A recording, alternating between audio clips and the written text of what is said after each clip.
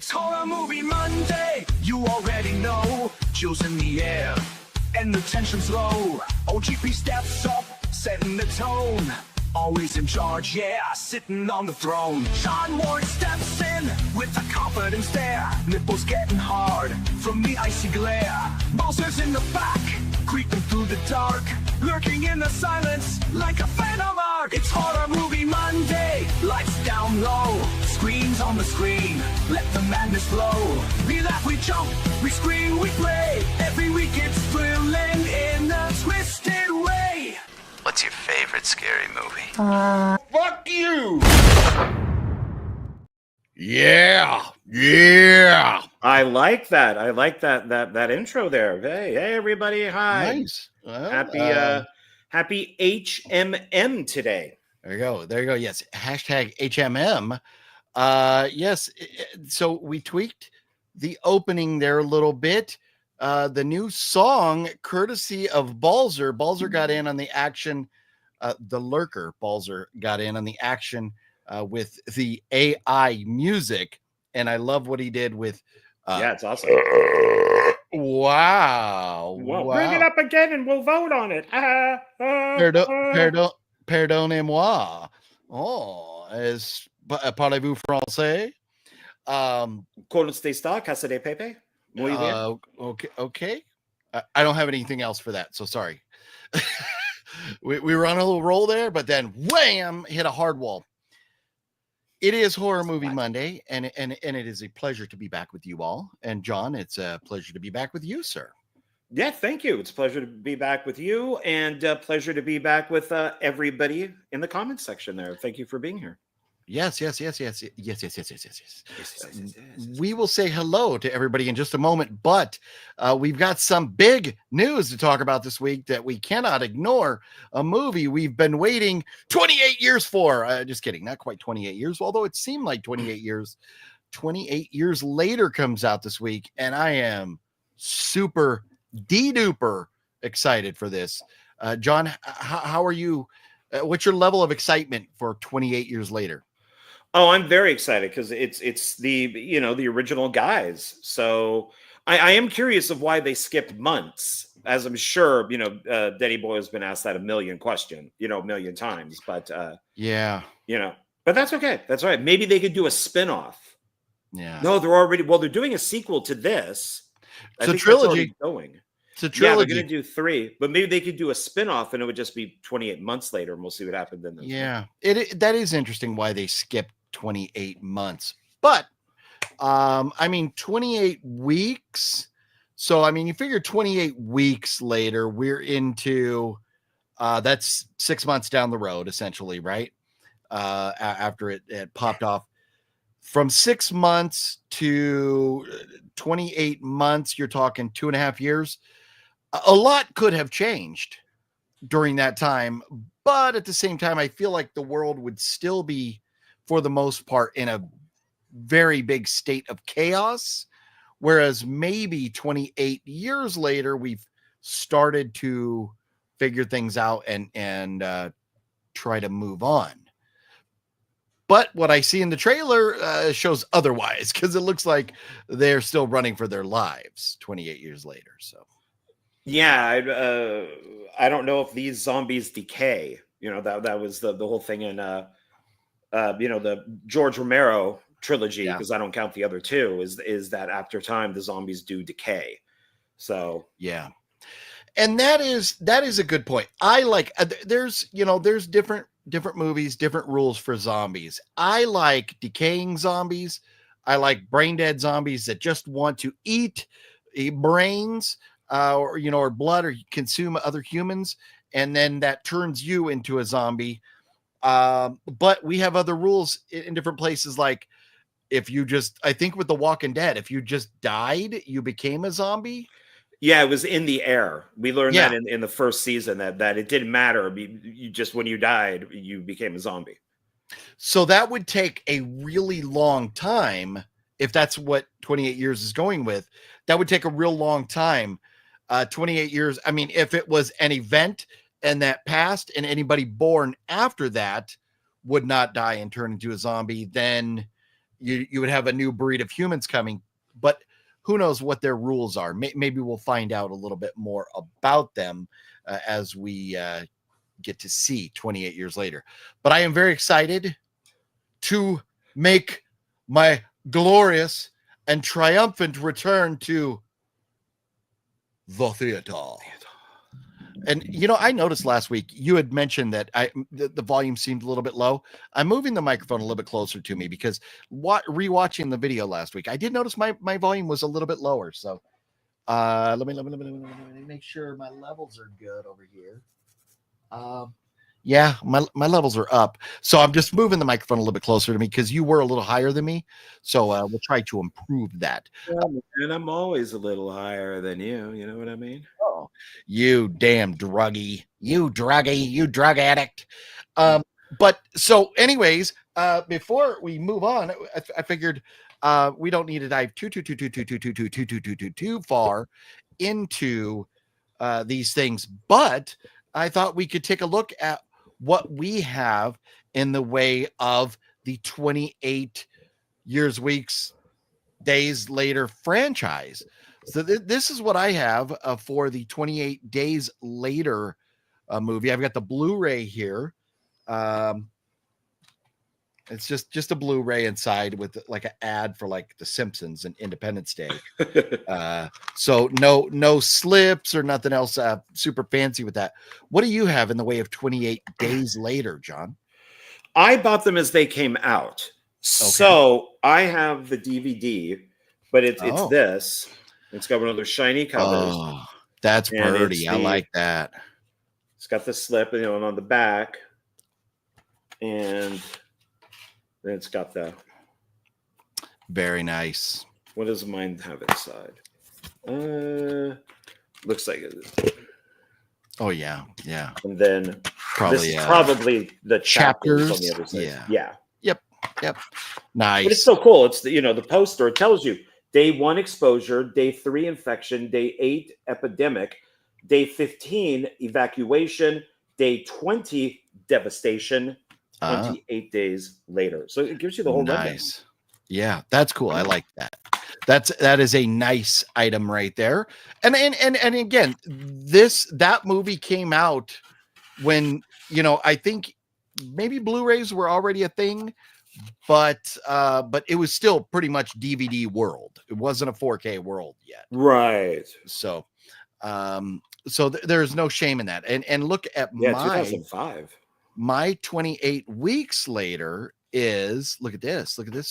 Oh, it's going to be hard to see with the glare, but maybe I could take it out of this. So I just have a DVD for 28 weeks later, and the artwork I've got it came with this like on the outside or whatever, but I had to put it inside. So I've got that 28 weeks later there, which is it's gorgeous artwork. I love the artwork but then it came with this. So it like changes as you move it. So I dig that. I like that. So it's got this little thing with it. So I guess I could put that inside. No, it won't fit. So I like it. I like just have it there in the front. So what do you have for same thing? Oh, nice. Except I never took mine off. I just keep it on the front, and it's got got her right underneath there. So yeah, good call. And do you have anything? You got the insert. I don't have the insert. Jeremy Renner right there. Damn you, Zia Records, for not giving me an insert. Yeah, because I bought this, when it came out. This is the original purchase. Nice. So then this is 2 years later, so 2007 for this one. Very nice. It's not directed by Danny Boyle. It actually has a different director on it, but still produced by Danny Boyle and Alex Garland. It had a different feel to it. It had a little bit of a different feel to it. So let's run through quickly some of the other news, and then we'll say hello to everybody in the chat here. Megan 2, we're just a couple weeks away now. So we've got 28 years later. Megan 2, we've got some good movies coming up this summer. It's summertime. I think we've already talked about that. We're both pretty excited about that. John more than I do believe. And then Mike Flanagan announced the start of filming. I thought they were already in production, but the start of filming on the Carrie TV series. I didn't know if it was a movie or what, but apparently it's a TV series, and supposedly, you know, they always say this shit, it's drastically reimagined. So, you know, we'll watch it. It's Mike Flanagan. We'll watch it. But how do you feel about that? Well, does it say who it's with? Is it like Netflix or Hulu, or does it say anything like that? I think I'm going to disappoint the living shit out of you when I say that I believe it's Apple. Oh, okay. Apple. Well, you know, there's always ways around these things. So, but Mike Flanagan is the savior of everything, and with you know, his TV shows for Netflix, which were pretty awesome. And I look forward to anything that Mike Flanagan does. He is very good. Yes. Yes. So it is Apple. No, I take that back. It's not that woke company or the Netflix woke company. It's actually Amazon Prime woke. No. It's Prime. That worries me, because Netflix can go both ways, but Amazon is so, I mean, they're gonna woke James Bond. They already woke, you know, Lord of the Rings. They were gonna woke was it Tomb Raider?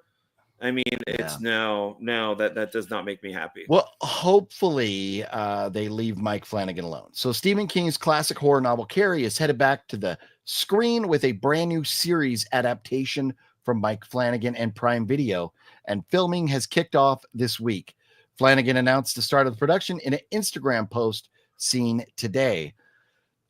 Summer Howell stars as Carrie White. No fucking idea who Summer What's Howell her name is. Summer Howell. I'm going to look her up. Like Thurston Howell the Third. And the show's cast also includes, wow, this is going to be interesting. The cast also includes Samantha Sloyan, Sienna Adong, Allison Thornton, Thalia Dudek, Josie Toda. You notice that the first top 6 billed people are females. But then we've got Arthur Conti, Joel Outlet, Matthew Lillard, who is apparently in fucking everything now. Heather Graham, that's interesting. And Kate Siegel, that's his wife. Okay. That's Mike Flanagan's wife. Oh no. No. Who's she? Spill the beans, John. Spill them. Summer Howell does not work. No, they're never going to do the novel. Never. No, she's too good looking. Carrie is supposed to be like the kind of the girl next door, the homebody kind of girl. No, in the book, she's fat. She's gross. She has oily skin, oily hair. She has pimples. She's a combination of 2 girls that Stephen King went to school with. So far, the closest thing would be Sissy Spacek. Well, and that's what I was referring to. She has a kind of and I mean, Sissy Spacek was a beautiful woman, but you know, I mean, she's older now, so she became beautiful. I think that as she got older, she got better looking. When she was younger, she was very 70s, kind of lengthy and like not very. But the makeup and stuff that they did with her, it was very plain. They didn't, go heavy with the makeup to make her really like look like a the teen heartthrob kind of thing. But this doesn't work. It's gonna be interesting to see. Well, here's another one. Get your googly fingers ready, John. Crystal Lake has added 3 new series regulars. Cameron Scoggins, who was in Nashville, Devin Kessler, who was in The Godfather of Harlem, and newbie Gwendolyn Sundstrom, who's like, it doesn't have a major role before, but they all join Linda Cardellini, who plays Mrs. Voorhees in the upcoming Camp Crystal Lake. I have no fucking idea who any of those people are. Oh, you don't know Linda Cardellini? You would know her. We talked about her before, and I just forgot. But the other new ones, Cameron Scoggins, Linda Cardellini. I'm gonna look up. Yeah, Crystal Linda Lake. Cardellini is she's Velma in Scooby Doo and Scooby Doo 2. Okay. She was in Freaks and Geeks. She is the original Forgetting Sarah Marshall. That's she. She is the person that they based the movie off of. Linda Cardellini. We like her. We do like her. Just seen her picture. Remember her? Yes. I'm trying to remember what she's very familiar, but I'm like, I have not seen Hawkeye. I know it's not the Curse of La Llorona, which but that's probably where I remember her from. Yeah, she's the mom in both of those, Hawkeye and Curse. She got a little blacklisted with the Judd Apatow camp because of Jason Segel. So she got a little blacklisted with that. Because she dumped him. That's why Forgetting Sarah Marshall is pretty much the story. I can't believe she's been acting since the 90s, which is amazing to me. She doesn't look that old, but she was in Strangeland. Wow. Wow. How old is she? She does not appear. 1975. And I guess, so 75. Wow. So she's 50. Born June 25th. Well, she will be 50 in 9 days. So she's enjoying the sunset of her 40s over the next 9 days. But maybe this is just a younger picture. She does not look nearly 50 on IMDb. And as we sit here and talk about her and don't show everybody, I feel like my apologies, but there she is. Linda Cardellini. That's who we're talking about right there. So you probably recognize her. So, anyways, the good news is with that, Crystal Lake is it's moving along. It's moving. We're getting things done.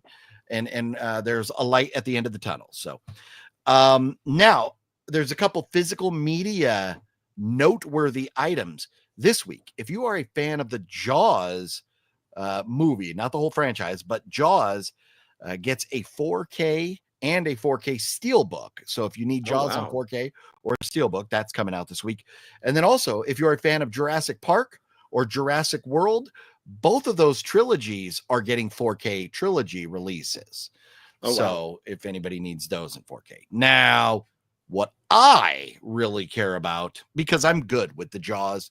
I said the Jaws. I'm good with the Jaws. I'm good. That's okay, because last week you said killed to death. The person was killed to death. They were killed to death, yes. But next week, the Monkey and Novocaine come out on physical media next week. So I still need to see Novocaine. Golf clap. Oh, and next week also Dark City is getting the 4K release. So lots of fun stuff coming up in the way of physical media. But that's the exciting part of this is, I mean, there's some news. That's some pretty significant stuff, but that's really the gist of the news this week. So we got plenty of time because John and I are going to dive in. We've got some pickups. And of course, as advertised, we're going to talk about a couple 80s horror movies, Student Bodies, and Return to Horror High. We both watch these. We are going to talk about them here with you all in just a moment. John, any other newsworthy stuff that you want to mention before we start saying hello to everybody? Well, let's talk about what's going on overseas. I mean, come on. No, I got nothing. No, man, I am telling you, it's so I always have to tell myself this is a horror movie show. We're not here to definitely not talk politics. We're definitely not here to talk religion. And we're not a news outlet. So, as far as talking about the things that are going on overseas and stuff, we really need to rein ourselves in with that. But I'll tell you, on a personal level, it hits me hard because my daughter's ship has been I can't remember how they said it, but where they were going, They said, stop and hurry up and get your asses over to the Middle East because shit's popping off.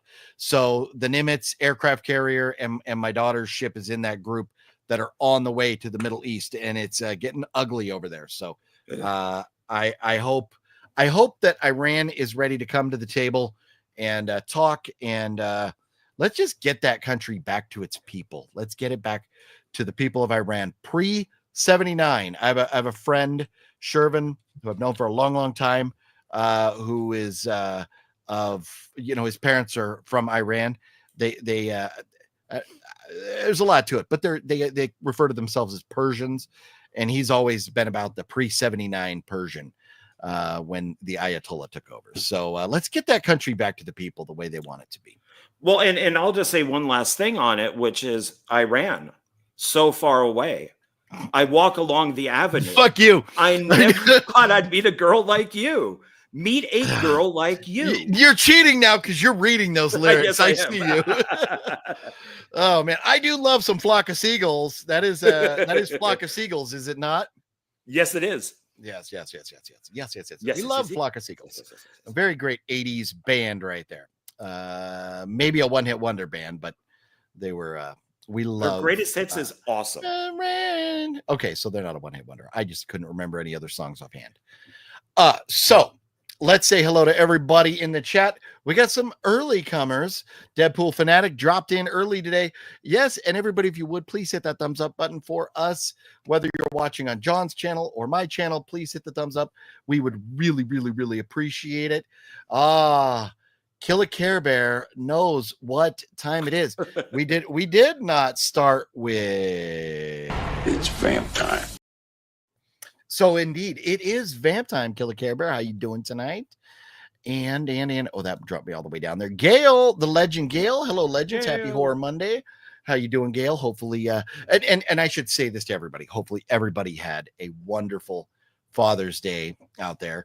And my wife barbecued, and she barbecued burgers, which are good enough for me. I am not like, oh, I need this or I need that or whatever. I love the flavor of a barbecued burger when you get that, that barbecue taste on there instead of just like a McDonald's. A ton of mustard. Oh man, that tastes good just with a whole bunch of mustard.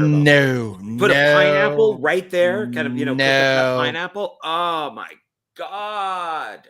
So good. I just muted John. You are but pineapple, I could take a pineapple on a burger if you're going teriyaki and pineapple, but pineapple and mustard, pineapple, you can't. But the Don Ho burger, years ago, I had the first time and only time I went to the Jackie Chan restaurant, which I don't believe exists anymore in Honolulu.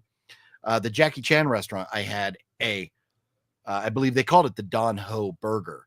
And it was phenomenal with pineapple teriyaki glaze on it, and so good. Anyways, I used to have that at Islands, the restaurant Islands. Oh yeah, they had like a Hawaiian burger. It was very good with teriyaki. Yeah, that is like you comparing Islands to Jackie Chan's restaurant in Honolulu is like comparing oh, look, I blocked it out of my brain. The Italian restaurant, the Olive Garden? It's like comparing Olive Garden to eating Riverside in Venice or something. like sitting there or beneath the buildings, looking at the gondolas going by. But no, that is okay. I've had my Olive Garden, I'm fine. I don't need to go to Italy. Hey, I'm Italian. That is pure Italian food. Bippity boppity boopity. Okay, so before we get too distracted with food and make us all hungry, Blackbeard, what's up? How you doing? Hey. Jonathan, how you doing? Michael McNally, hope to find you doing well. I am doing well. John, thank you. Are you doing well?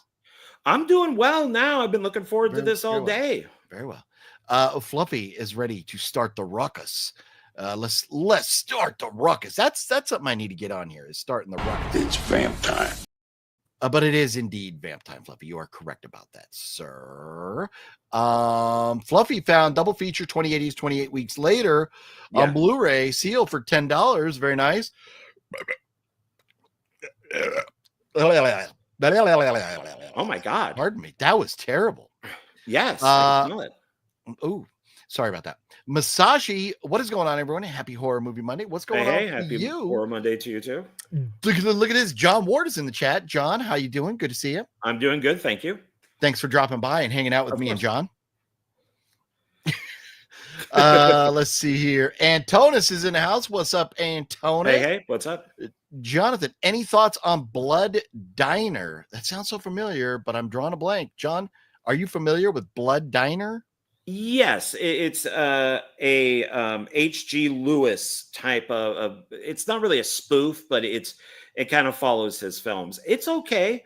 It's all right. It's from 87. Jackie Wong, who directed that? Jackie Kong. Jackie Kong. Yes, and she also did a film called The Being, which I enjoyed, which has some legends like Martin Landau in it and Jack Palance, and Blood Diner's fun.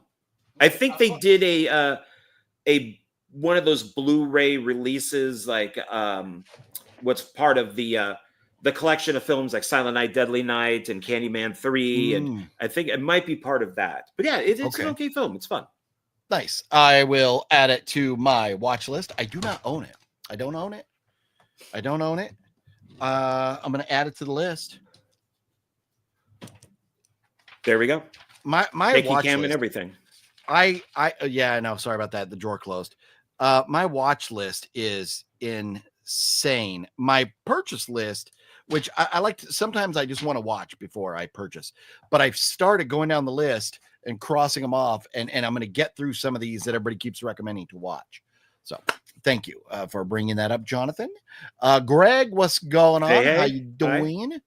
Is Fluffy saying 4 out of 5, 4 stars? I think that was your burp. Well, that was 7:03. That was 25 minutes ago. It might have been different. How's the G fam? It is. It's a party. It is. We partying and looking forward. It's 28 years later. Can't wait for 28 years later. Love Danny Boyle movies. Agree. We need to collect this stuff. Are we planning to see Megan 2.0? I will. John, will you see it at home or in a theater? In the theater. I will be seeing it in the theater. I support James Wong, so I will go see it in the theater. Very nice. Wicked Network. What up, Wicked Network? How you doing? And let's see here. And Return of the Living Dead returns around Christmas. Yeah, there's some interesting stuff coming up later this year. It's gonna be we'll see fun. About that one though. Well. What are your thoughts on Christine? You know what? John Carpenter's Christine? There is a remake, I think. I like the original. I think there is a remake, right? But I like the original. Okay. A remake of Stephen King's Christine is in the works with Brian Fuller to write and direct the film project. This project is a collaboration between Blumhouse Productions and Sony Pictures. Huh. Okay. Yeah, I don't think we need a new Christine. I mean, I like an old car. What are we going to do? We're going to go, because I mean, if you think about it, Christine coming out in the 80s, and we got a car that was from the 50s. So it was a 30-year-old car. So what are we going to have now? Like a 1997 Honda Civic? You know, like give me a classic car like Christine. So hopefully they do something like that. And, you know, most people won't even know what the original Christine car looks like, or what they'll be like, what is that? These kids nowadays. Man, listen to me. I sound like a fucking old fogey right there. These kids nowadays. Well, so is your mom. My mom. Yeah, sure. Why not? Preminator, what's up? So he's done that. Brian Fuller guy is mostly a TV guy. He did work on Hannibal. If that helps you. Oh, no. Yes. I've heard that. I was going to say it rings a bell. I've heard he's been in several of the audio commentaries, because I am that much of a fucking Hannibal franchise nerd that I've been watching the TV shows and then going back and watching the audio commentaries on sometimes a very shitty show that is nowhere near canon. Ugh. Gail, we like shiny covers. Yes, we do. We love shiny covers. Fluffy has lenticular cover of 28 weeks later. Oh, he sold it. Well, suck it, Fluff. I can't wait to see 28 years later. Yes, neither can we. Preminator also can't wait. Wicked Network says, yes, Brian Wilson and Harris Yulin. Who's Harris Yulin? Forgive me. But Brian Wilson, founder of the Beach Boys, passed away. And was he might have been the last one. Most of the Beach Boys had already passed away. Harris Yulin. Yeah, I know. Yeah. Who's Harris Yulin? Actor? Yeah, he's been in a lot of stuff. You would know. Yeah, Ghostbusters 2, The Hurricane, Training Day, Frasier, Current Present Danger. I mean, he's been in a ton of stuff. Scarface.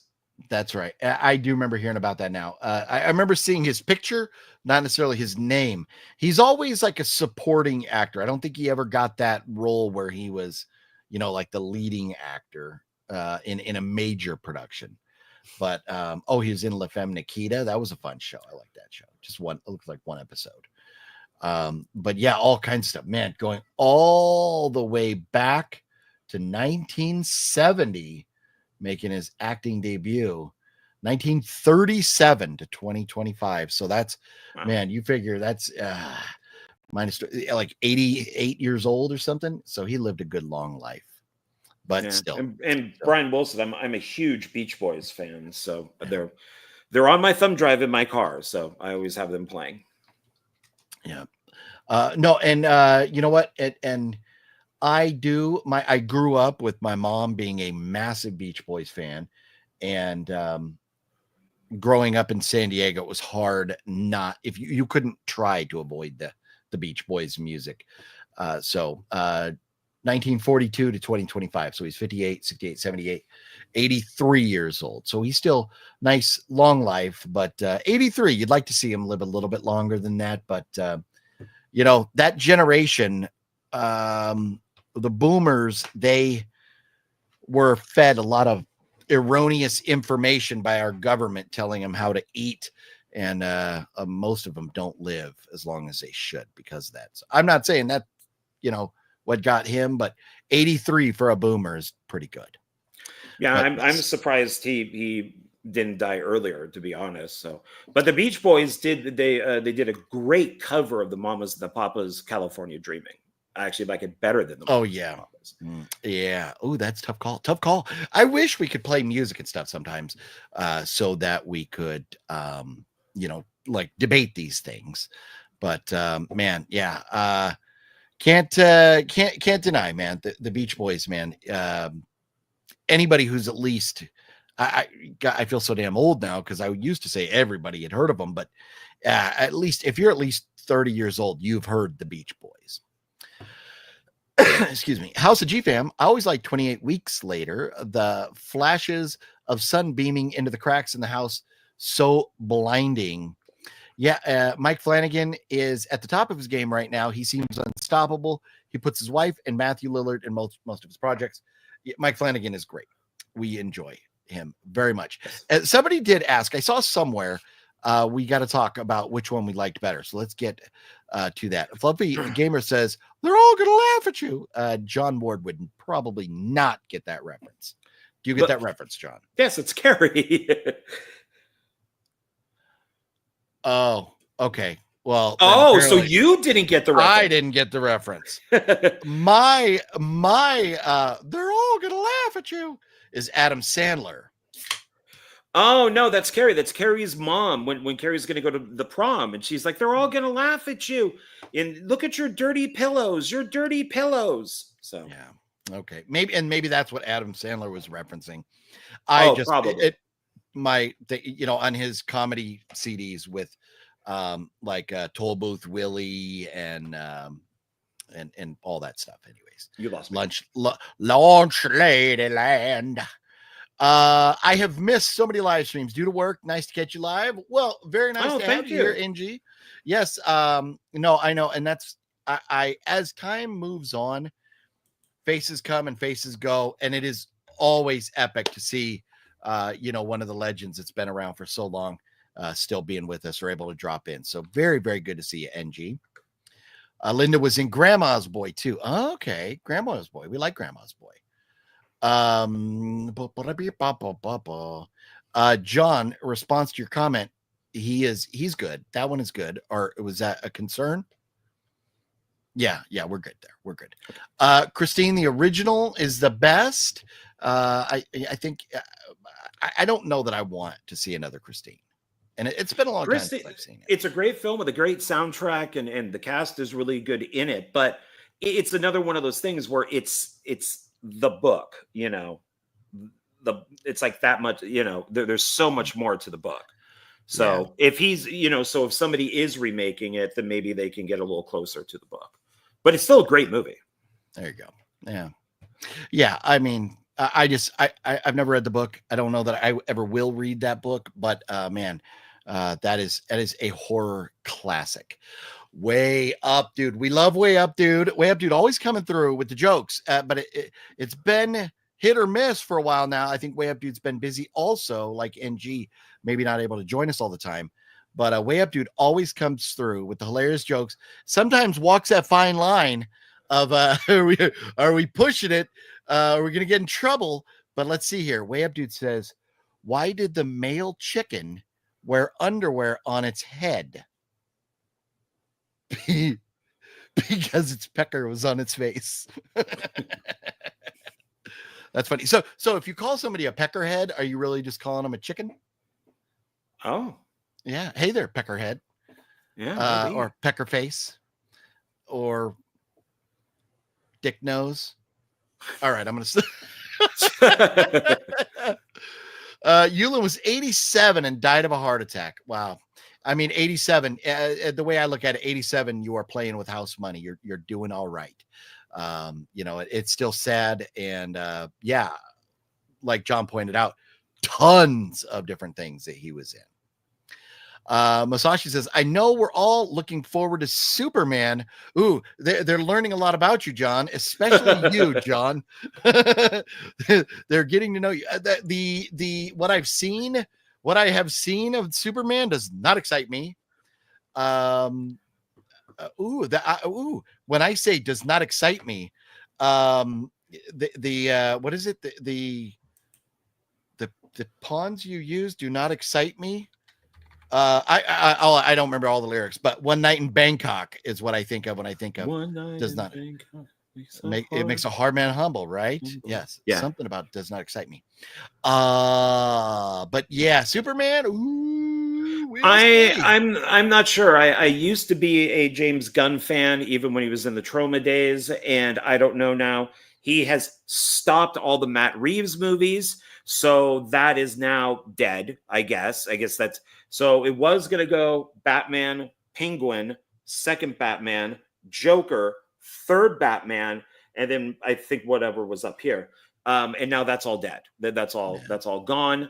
And I wasn't a massive fan of Zack Snyder's universe, but I really would have loved to see if they continued with his stuff and to do the Flashpoint from the comic book, where Bruce is shot and then his mom becomes the Joker because she takes his blood from his wound and puts it on her mouth, and then the dad becomes Batman. So that would have been very interesting to do, which they should have done in the Flash movie. But that's interesting. That is very interesting. So I don't know.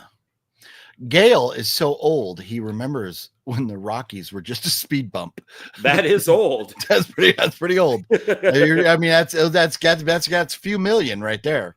Do you remember when the Earth was forming? Right. I'm watching the show on my projector, 10-foot wide image. Very, very cool. What show, Terminator? What show are you watching? Our show. Oh, very nice. I guess that we're 10 feet wide. That's awesome. That is very awesome.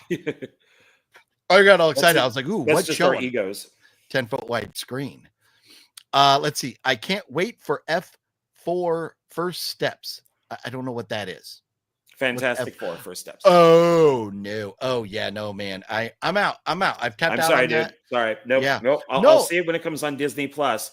Just like I watched Snow White the other day. John's been muted again. He's on timeout. This blasphemy he speaks of.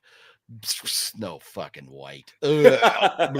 He's trying to send me little pictures or videos from the movie. Like I'm gonna click on them. That's like oh my god. So well then, I mean, you might as well. What'd you rate it? It's a cluster F. It We really don't need is. yeah, like I mean, No, you say I'm what just you saying wanna say it's about it, like but one star, maybe. okay. Maybe more towards half than two than 1.5. Wow. Yeah. Yeah, I was gonna say you could speak on it as much as you want, but I don't know that too many people are really gonna care. You are a brave man.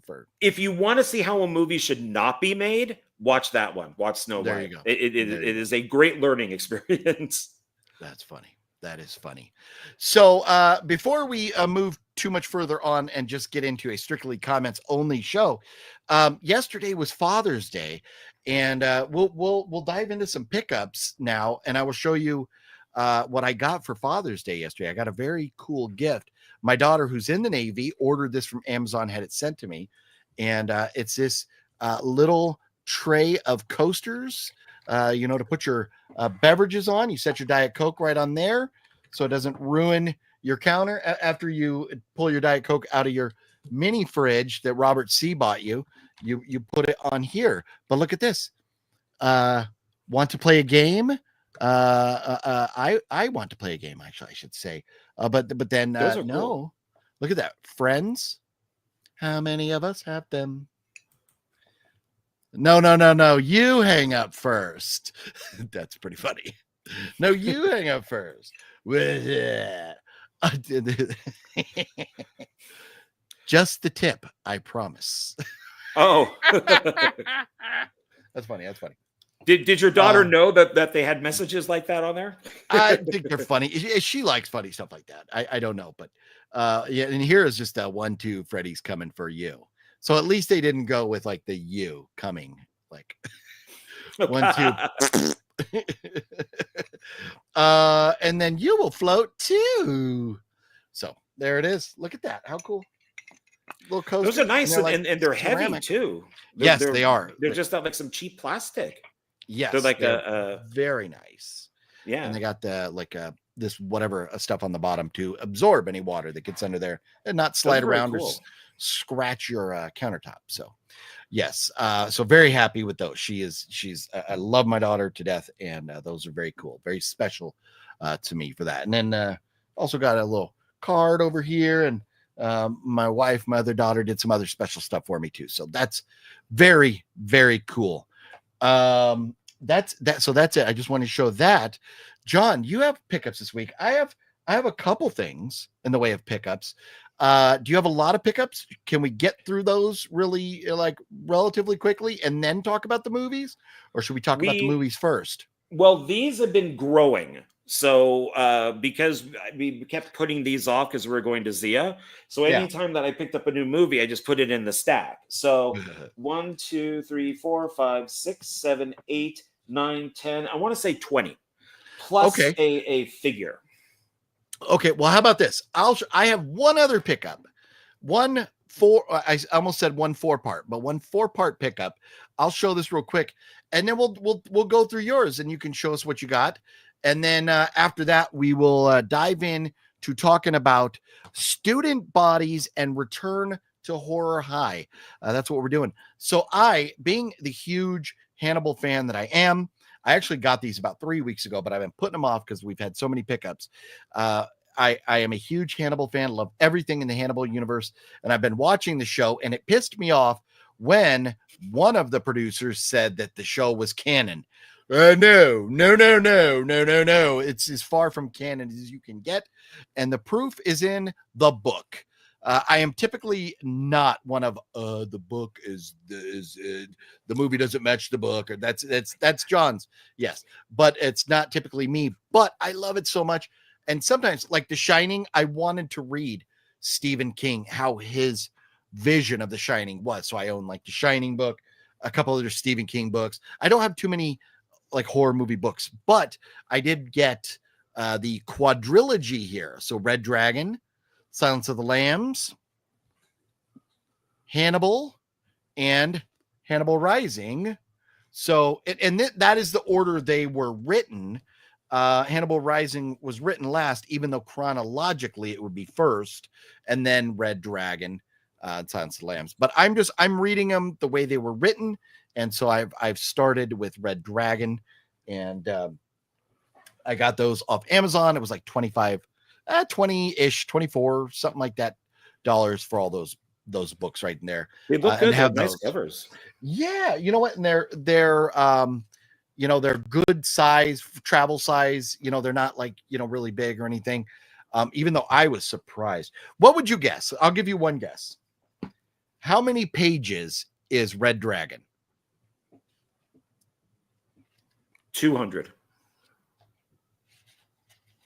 Red Dragon is 421 pages. I was going to say 400, but I thought that was too much. Yeah. I mean, look, it's not small and it's not thin. It's thick.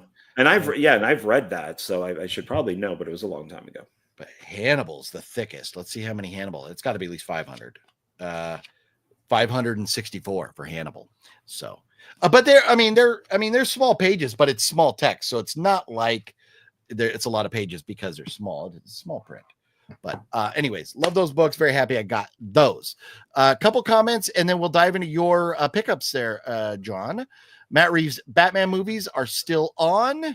Yes, I saw that comment, and I looked it up, and it does say Matt Reeves is still planning to make the Batman trilogy. So, yes, there is a plan. So this was to Collider. Okay. So, yeah, so it looks like it went on. I read that James Gunn canceled the entire thing because he wants to make that part of his universe. Well, I hope, and I mean, Robert Pattinson and we've heard that he's back and we're going to get another Robert Pattinson movie. So I hope that we don't, throw that in the trash and move on. I really hope we get that. I mean, we can make 52 different versions of Batman. Just give us at least one more with Robert Pattinson as a Batman before we move on.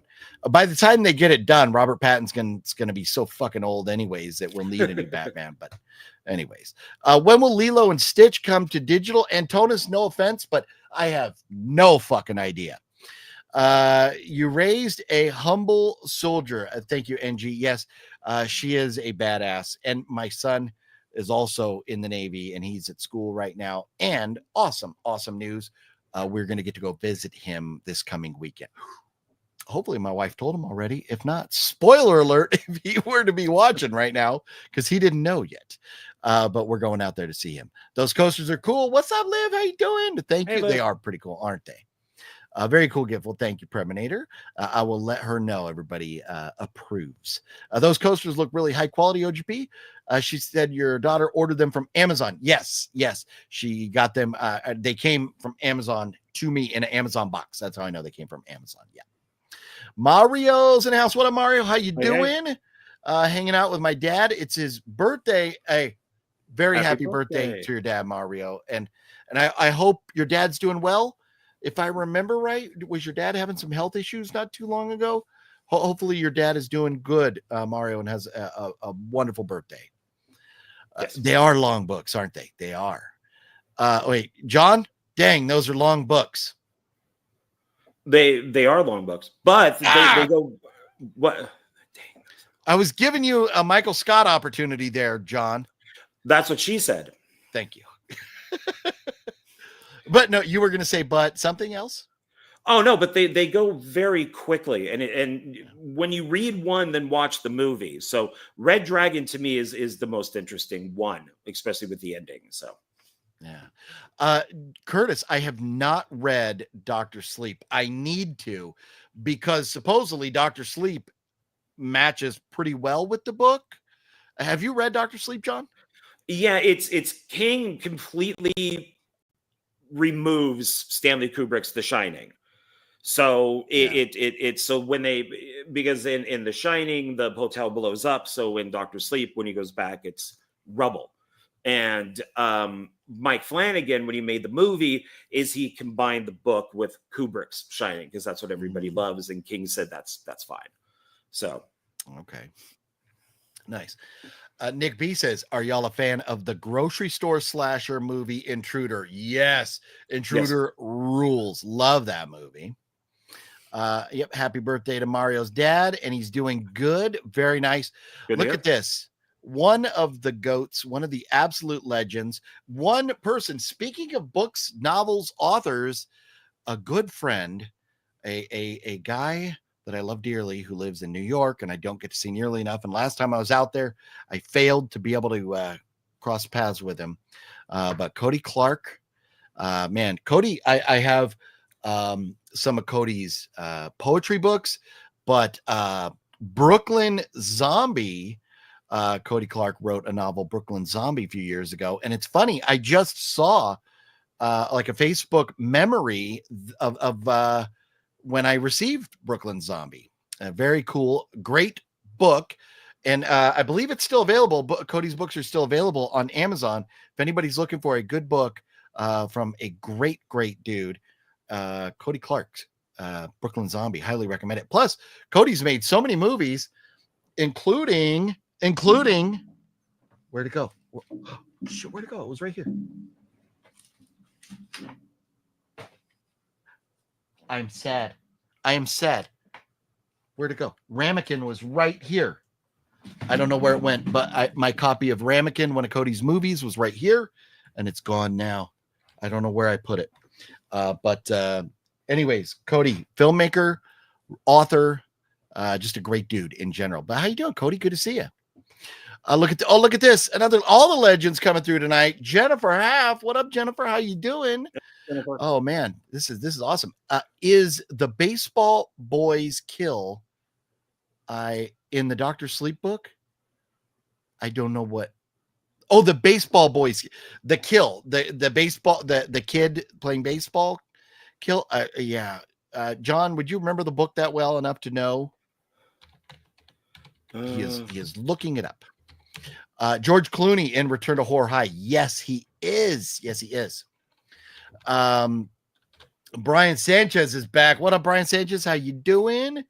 Hell yeah, Intruder is great. I like the bandsaw kill, cutting that face horizontally. Oh, the bandsaw kill. Yes.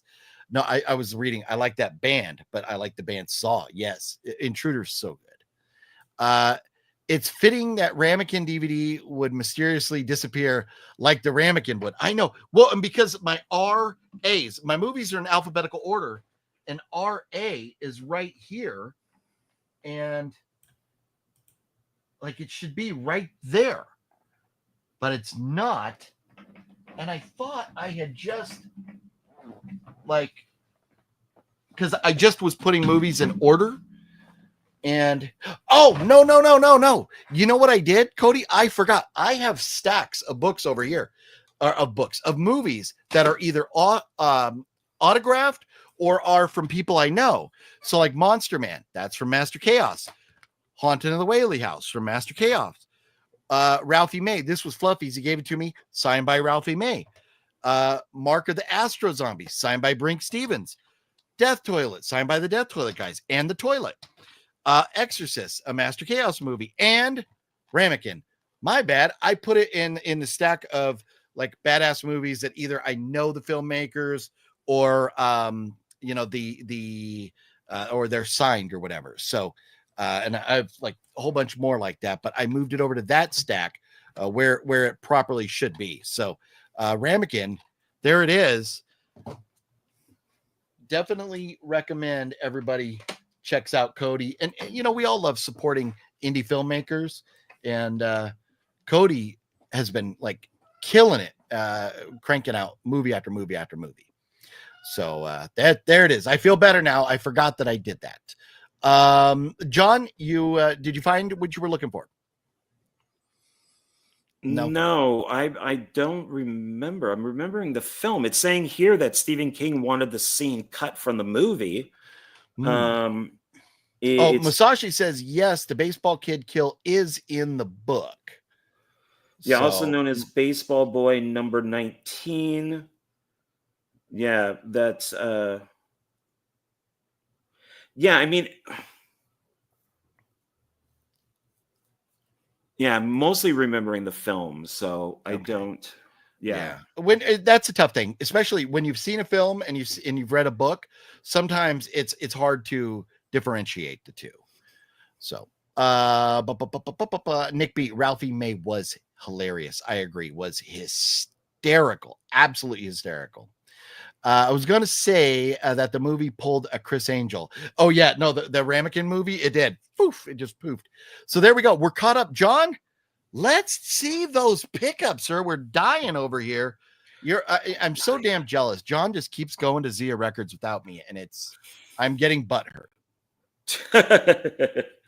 I try not to, but then it just kind of happens. Yeah. Well, you live so close. I don't blame you. I really don't. I'm jealous, but I don't blame you.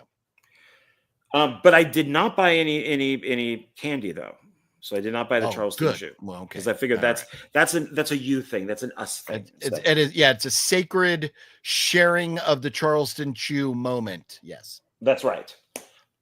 So these I got for different reasons. So Cowboys and Aliens. I got Jon Favreau, and it bombed in the box office. Daniel Craig and Harrison Ford. Nobody wanted to see it. It's based on a graphic novel, so I picked it up for my comic book movies. Okay, so never heard of it. It was so actually, I've heard of it, but I have not seen it. I should say. Yeah, the comic book, it's very different from the comic book. Like it's got Harrison Ford though, so you can't go wrong. Yeah. And then I owned a kind of like a shitty version of this on DVD, so I bought it on Blu-ray. I own this for one reason, Tom Cruise, and that's Tropic Thunder. Oh, okay.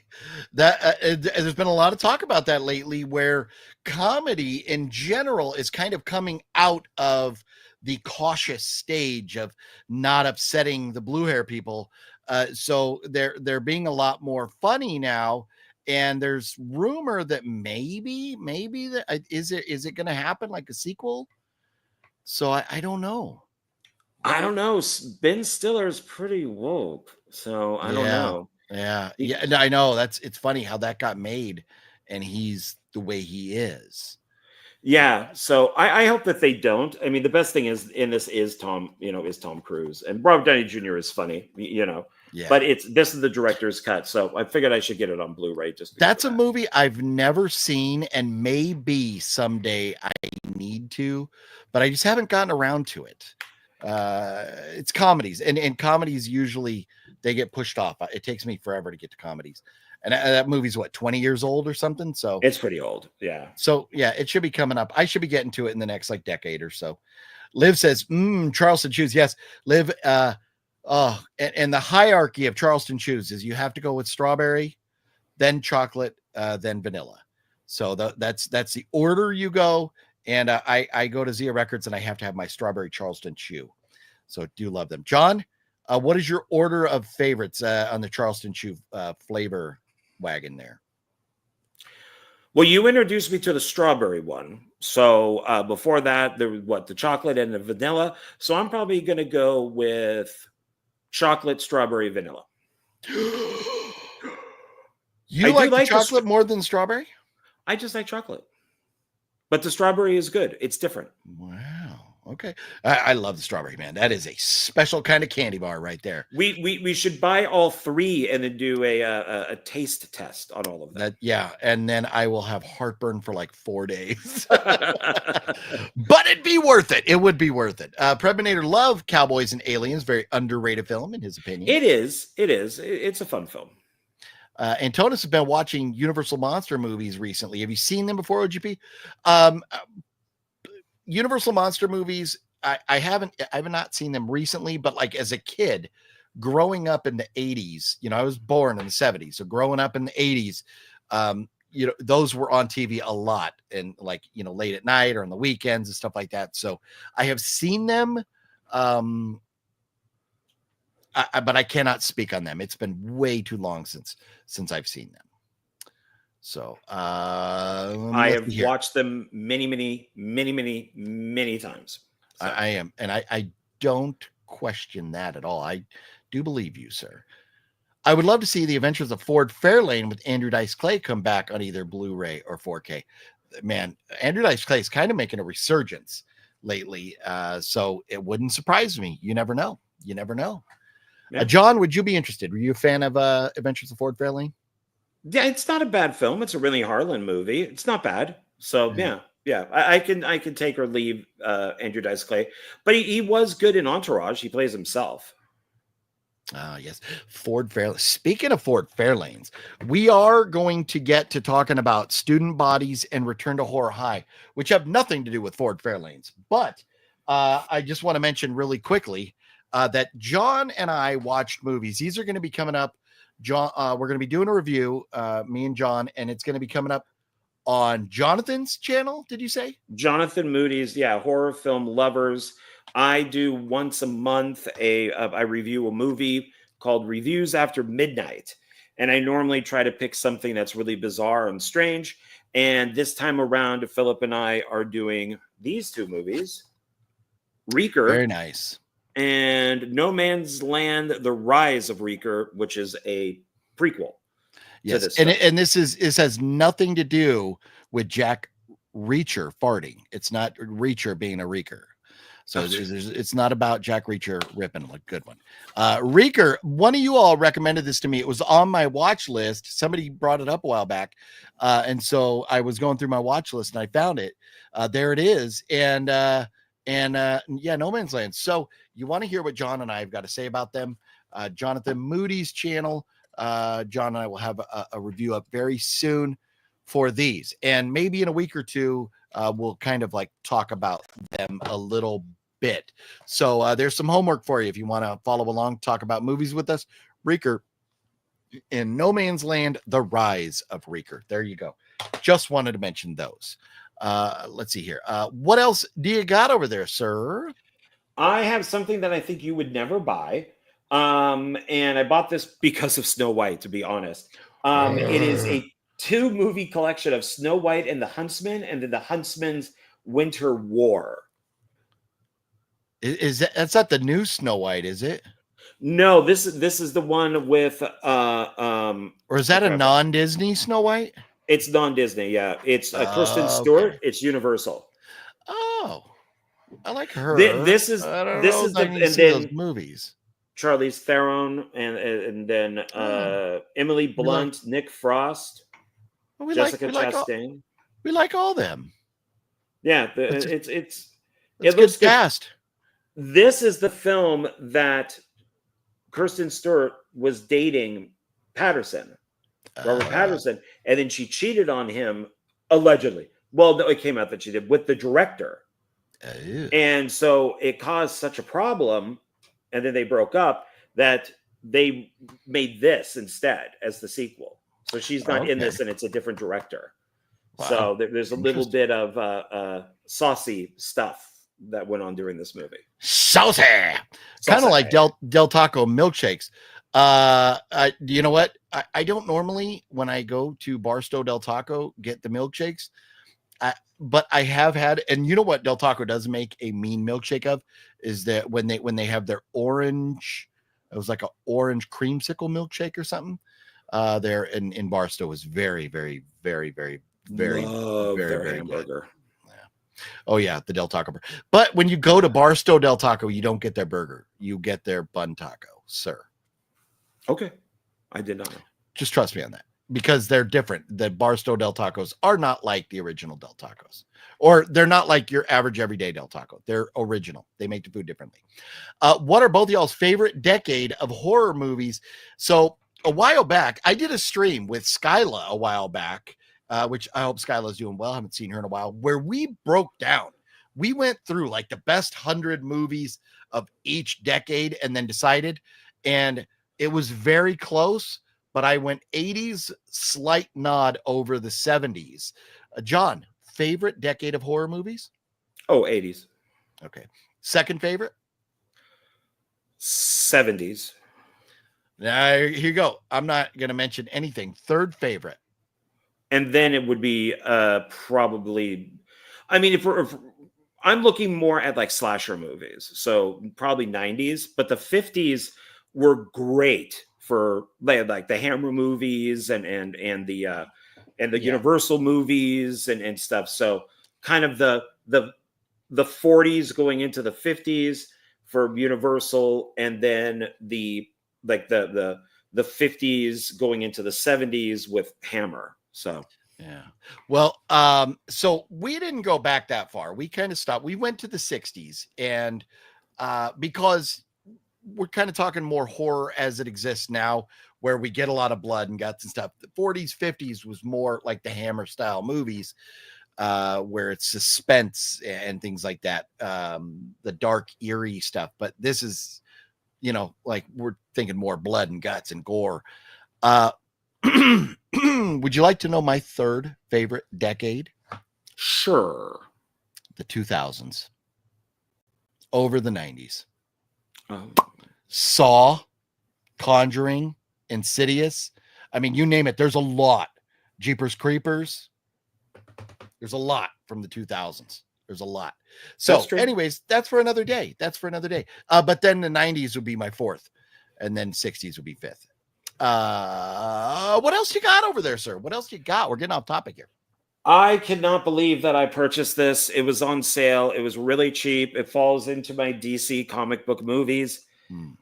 It took me 2 times to watch this film, and I still haven't made it through it. That is, oh my God. I can't believe I own this. Birds of Prey. I've not seen that, and but here's the thing: she is a great actress. I think she's the best Harley Quinn. I don't know if I want to see that movie though. It's. I really only watched it for Mary Elizabeth Winstead. I think she's gorgeous, and she's a good actress too. This is the film where she met God, why do I forget people's names? Ewan McGregor, and they got married. Oh, she's married to Ewan McGregor. Yeah. Oh, but may the force be with her. But this has Rosie Perez, and I hate Rosie Perez. I don't know why you hate Rosie Perez. Is it just because the way she talks? God, she is so annoying. Yeah, pretty much. She's the dimples. The dimples don't do nothing for you. You're stupid. Well, you people stupid. Yeah. I get it. Works to do the right thing, but no. So yeah. At least she ain't as bad as Fran. What's her name? Fran Drescher. Oh God, the nanny. Oh my God. That's pretty bad too. Like, how can such a pretty woman have that voice? Like, man. Like Jennifer Tilly, who's awesome. She's got that little baby voice. Yeah. Baby voice is fine, but just the way Fran was like, 2000s was the most fun, in my opinion. The 2000s, there's some great movies. Very underrated decade, I think. So okay, John, what else you got over there, sir? All right, so now because you had originally asked me, you said put these in like Blu-ray and DVD. So this is all Blu-ray right now. So now we get into the Asylum, and I picked up Android Cop. Sorry to hear that. Yeah, most likely. This one I have seen, and my God, is it horrible. It literally looks like they shot it in somebody's backyard because they were trying to rip off Prometheus. Alien Origin. God, this is awful. Yeah. Yeah. Sorry with the good luck with the sci-fi. Asylum. And then we got one more that's Asylum, and this is their After Earth ripoff. So Android Cop would obviously be RoboCop. Alien Origins is Prometheus. This is After Earth. So Apocalypse Earth. So it deals with vampires. Yeah. Oh, is that Richard Grieco? Richard is that Grieco. Yeah. I got to work with him. He was awesome The to work with. Mighty He's Duck a very Man nice guy. No, he's not the Mighty Duck Man. Where did Greg go? Why do you have to leave? Whoever he is, miss him already. Greg, come back. Curtis is hysterical. That's funny. That's funny. Now we love Greg. Hopefully he is able to come back. He probably just went to the bathroom or something. Yeah. Now I have a trilogy of films that you love, and because of you, I picked these up, and I had to get them on Blu-ray. Okay. So that is the Equalizer 3-movie collection. What the shit happened to our viewers? We just lost like 70% of our viewers went away all of a sudden. Poof. Hopefully. Are we losing internet, people? Are we still here? Or did everybody just hate the fact that John admitted to watching Snow White? That could be it. Yeah, it could be. They're like, oh, I'm out. Click. Yeah. No, I can't.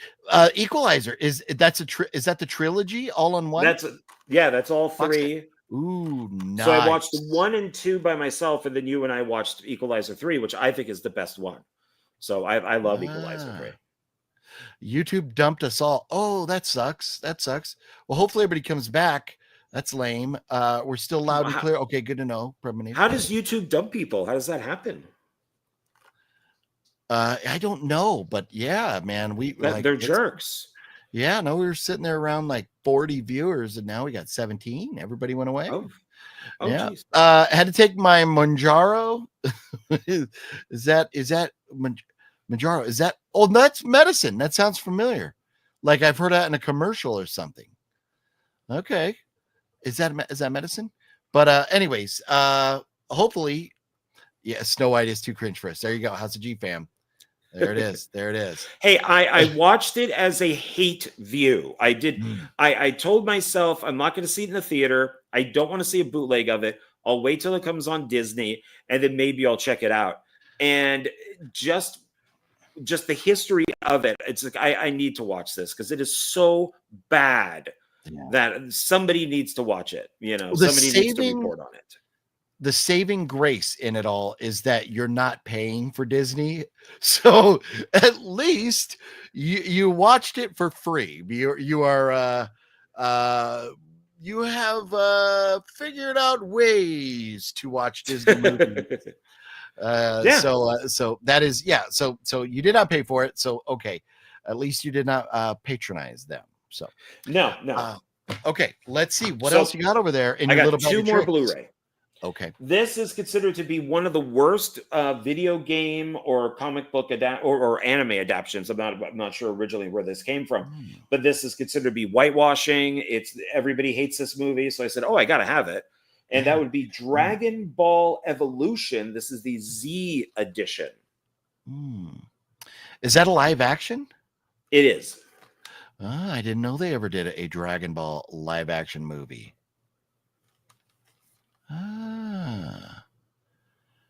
Okay. Greg says, take Morgiano, take care of dog, and grabbed a beverage. Good call on the you gotta love a good beverage.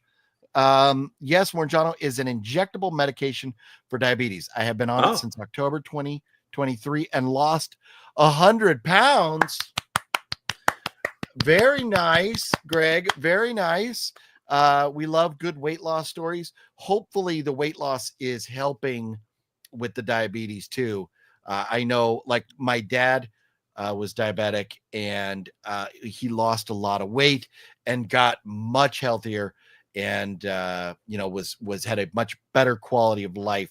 So Greg, wishing the best for you with that. That's awesome news. So keep up on the Morgiano. Even though it sounds like Morgiano, like I'm gonna have it sounds like an Italian beverage. Yeah, like you go into a cafe and that's what you order. Yeah, you get a Morgiano or Morgiano. But glad my last Blu-ray, one that you do not like, but I love. You get a lot that I don't like, so it's not a really surprise. But you and I was trying to figure out when I was at work today, like what the number would be. Like if we had 50 movies, what would the percentage be of you would like and I would dislike, or I would like or you would dislike? Because we don't. I think we're probably around like 30% that we like, that we both like. I'd say somewhere around 30. Yeah. Yeah, because this is well, The Lodge. You do not like this film? I love this film. Yeah, God dang it. I wanted to like that so bad. It's a beautiful movie. Like the snow and the location and all that. But I was bored out of my mind. I love what they do to the kids, that they get what they deserve. It's one of those things of play stupid games with an ex-cult member. Yeah. You're gonna die. It's just that simple. I just the problem is this dad has this new girlfriend, and the dad just takes off and leaves the kids. Oh, you'll bond. You'll no. Your kids will hate her fucking guts. They're not gonna bond. So, well, that's why he leaves it so they can bond. Yeah, but then the kids get all stupid. Like they should have kids bonded do together, or he should not have left them in the snow. Like, oh man, I don't know. It was a good setup for a bad movie, for a horror movie to happen. I didn't care for that. I, as a father, would never leave my kids with the new girlfriend and go however hours away or something like that. Shitty dads exist in real life. That is correct. You are correct. They are everywhere. They walk amongst us. They do. So yeah, not a big fan, but I'm very happy that you got yourself a Blu-ray copy of that. I was looking. I couldn't find it, so I had to order it off of eBay. I don't think I got rid of mine. Oh, but mine is way up there. I can't get to it, but I do. I still have it. I think I have it on Blu-ray as well. I think that was like was that a Dollar Tree pickup I might have gotten? I don't think so, because if it was, I probably would have found it. But this is hard to find at like Zia Records and stuff. So I had to order it off of eBay. Yeah, I could never find it.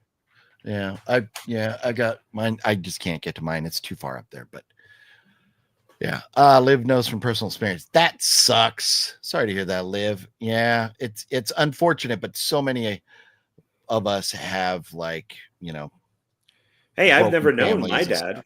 Well, there you go. I just know really bad stories. You guys should do a stream on top 10 movies I think you would hate, but I love. Well, that might be a fun topic. Maybe we get to that one of these weeks. That would be a good, because there are movies that John loves that I hate and vice versa. So that would be fun. Larry's in the house. What up, Larry? How you doing? It's a good thing I got the notification tonight, because I forgot you were going live tonight. Well, Larry, I'm glad you got that notification. Glad you're here. Glad to see you. All right, so that's all the Blu-rays. What else you got over there? You got some DVDs? I'm gonna start with the figure. Kind of break it up a little bit. So I picked this up at Ross, because Ross carries figures. They carry Funkos. They carry all that stuff. It's always in like the corner, kind of shoved away in the back. Yeah. And I found this, and I am a fan of the Spider-Verse with Spider-Man, the animated movies. And this is basically Spider-Punk is what he's called. So he is a punk version of Spider-Man in that alternate kind of multiverse type of thing. And he has like a little guitar here. So he's supposed to kind of be like a 70s Spider-Punk. He's even got the hair. Okay. So yeah. Interesting. Yeah. He'll stay in the package. So we'll just sit like that. There you go. Yeah. Okay, movie-wise, we got 2 double features here. I don't know if you would ever watch these. I definitely recommend this first one here. I laugh every time I see this movie. I think these are hilarious. A Haunted House and a Haunted House 2.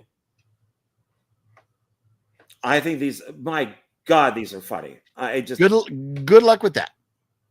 They are awesome. Yeah.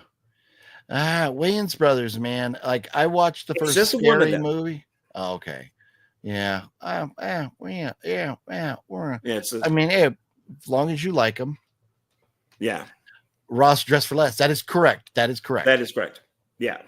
Okay. So John, I not to rush you along or anything, but we are an hour and 19 minutes in, and we still have 2 movies to talk about, and then you and I have to do some other stuff afterwards. So okay, so we'll quick. All right. Next one, double feature of 21 Jump Street and 22 Jump Street. I started watching 21 and turned it off. Never seen 22. They're funny, man. Yeah, they're funny. I am. Hang on just a second. We have a timeout. Antonis coming through with the super chat. Thank you, sir. We love you, Antonis. We appreciate your support. Will you make a 28 years later movie review video? I love those videos when you see at the theater and at your car. Antonis, here is the catch this week. I will try and make one because I'm going to go see it Thursday. But Friday morning, I have to be at LAX at 4 a.m. as our flight leaves around like 7. So I want to be there. I like to get there early so I can park the car, get through security, get checked in. You know, LAX is a shit show. But I have to be at LAX, or flight leaves at 7 out of LAX. And I live like 2 hours from LAX. So Thursday I'm going to see the earliest showing I can see and get home, go to bed. So I don't know because I'm flying out to New Orleans. So I don't know if I'll be able to get one done this week, but I will try, sir. For you, Antonis, I will try. To all the great legends and OGP and John, I bid you good night. Gail, get some rest, Gail, have a good night. Have a good night. Yes. Thank you. Love you, Gail. Have a good night, sir. Yeah. Okay, John, sorry to interrupt there, but yes, two pressing comments right there. I understand. I'm into Shakespeare right now. I want to take actually like one of those classes at the college to learn Shakespeare and really kind of start watching the movies and reading his stuff. So I did pick up Hamlet. This is a modern day version of Hamlet. So it's a business. It's all about like corporations and stuff. So they tweaked the story to make it modern day. And which sounds interesting, so I picked that up. This was so disappointing. I remember liking it when I picked it up, and this is a Uwe Boll, or it's produced by Uwe Boll, and it is Blood Valley Seed's Revenge, which is Seed 2. Seed is awesome. This is not. Very disappointed. We don't care about that franchise after that, or what may happen to it with the next one, right? Part 3, we do not care about at all. No. Yeah. No. And speaking of Uwe Boll, I did pick up this. This is one of the last films that I needed to pick up with him, with Edward Furlong. Oh, very cool. It all takes place in a prison cell. It's a one-location prison cell movie. Okay. So we got that. And then we got another one from him, from Uwe Boll. This is an anthology. So he's on there with other directors. Okay. And these are the movies that are up here. So it's a few different directors. This is from Unearthed Films. And so I picked it up because of his short. What is it called? Profane Exhibit. The Profane Exhibit. Okay. Have you watched that yet? No, not yet. Okay. I'd like to hear how that is after you check that out. Yeah. It's Unearthed Films, so it should be interesting. This goes into my comic book, superhero type of movies. Jumper with Darth Vader. I don't think I've ever seen that. It looks like a Mission Impossible kind of deal. What's it about? They can jump through like to different places, and but it's Doug Liman, like wormhole kind of things. No, portals? They can just they got mad skills and they jump from place to place. Yeah, it's I know that we're pressed for time, so but it's they could they can just jump from different areas, and Samuel L. Jackson is going after like Hayden Christensen, so it's one that I enjoyed, but it was supposed to get a sequel, but it never did. So I haven't seen it in a very long time, so it's hard for me to say exactly what it is. Nice. Okay. 2 left. this was very disappointing. But this is Devil's Pass. I was hoping for more on this one, based on a true story, and it is. This is not a lie. I looked it up, and this is actually based on a true story of back in the day. These scientists, men and women, went up into the mountains, and they were killed. They were like ripped to shreds. They were like body parts everywhere. It looks like they were trying to escape. The tent they were in, they cut out of the tent, like they were trapped inside or they were trying to get out from something. I watched like a few documentaries on this, and they've never figured out what happened to these people. So this is a film, of course, of dumb people who have to go up there and follow exactly what they did to find out what happened. This creature is not really in the movie, but they eventually find a lab underground, like a Nazi lab, and then there are creatures and stuff. That's when it gets good, but it's not horrible. It's not bad. It's Rennie Harlan, so he directed it. So yeah, not bad. The artwork looks fun, but I think you said it's nothing like the artwork, right? No, not really. I mean, except for them walking in snow. And then my last one is a film that you're looking for, but I did research. The Blu-ray is out of print. It's quite expensive. So I did pick it up on DVD, and that is The Bay. You son of a bitch. That's been on my list forever, and I have not been able to, where did you get that? eBay. It's the only place I can find it. Okay, you ordered it. Okay, all right. Okay. I was like, man, if you found that at Zia, I was going to be like, no. It's a Barry Levinson film. It's interesting that these big directors like Rennie Harlan and Barry Levinson are doing these tiny little low budget movies. But this is a thing. It's a 4th of July movie. It's very creepy. It's a good film. And I got to talk to Barry Levinson because he came into the video store that I worked at. It was during the Academy Awards time when he had Wag the Dog. And he was great to talk to. Really nice guy. So nice. Tin Men is also one of his best films too.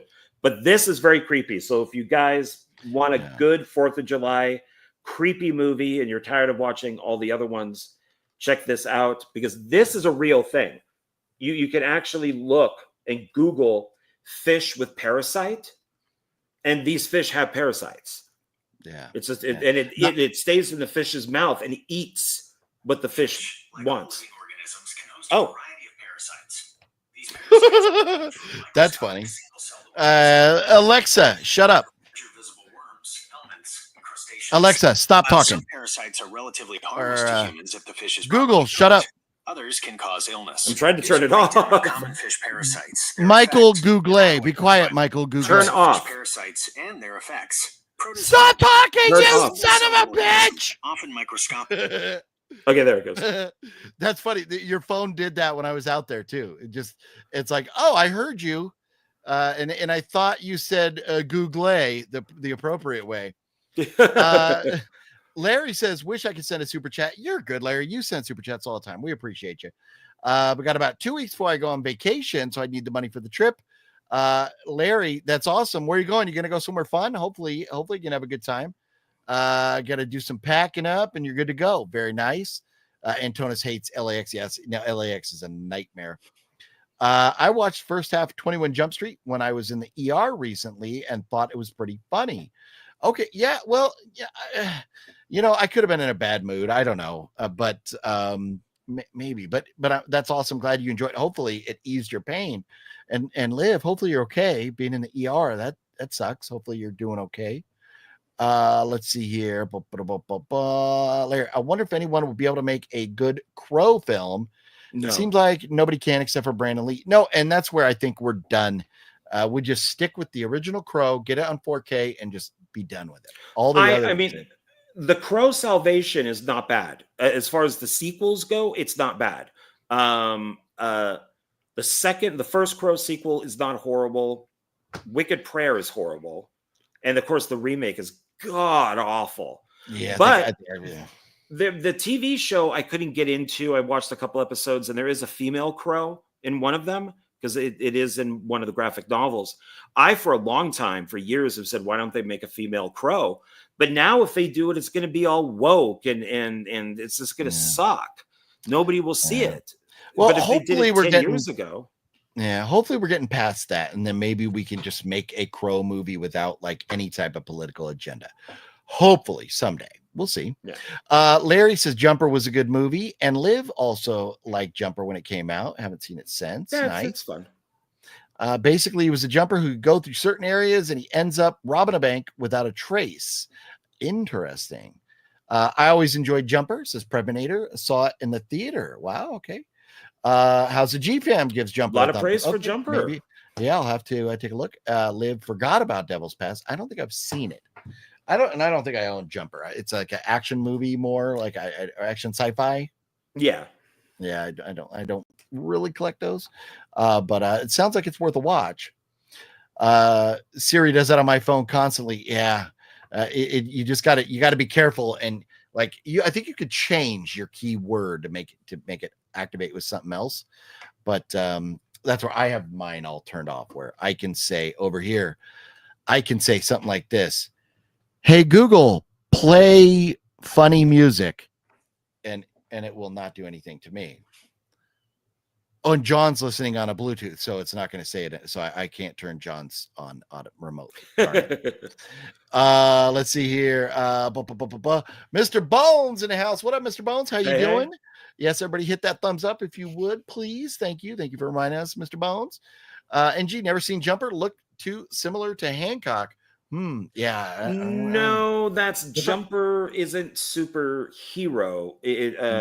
Hancock is, and I own Hancock, and yeah, it's not. Hancock's not great. John, would you like to talk about Return to Horror High or Student Bodies first? La la la la la la. Which one you want to talk about? La la la la. Let's do Return to Horror High first. Okie dokie. I have a pretty standard, generic Return to Horror High. That is my Return to Horror High from I don't know, some generic non-identifying themselves company here. What yours is fancy? Is yours a double feature? Yeah, you got to flip it, and it comes with this little booklet.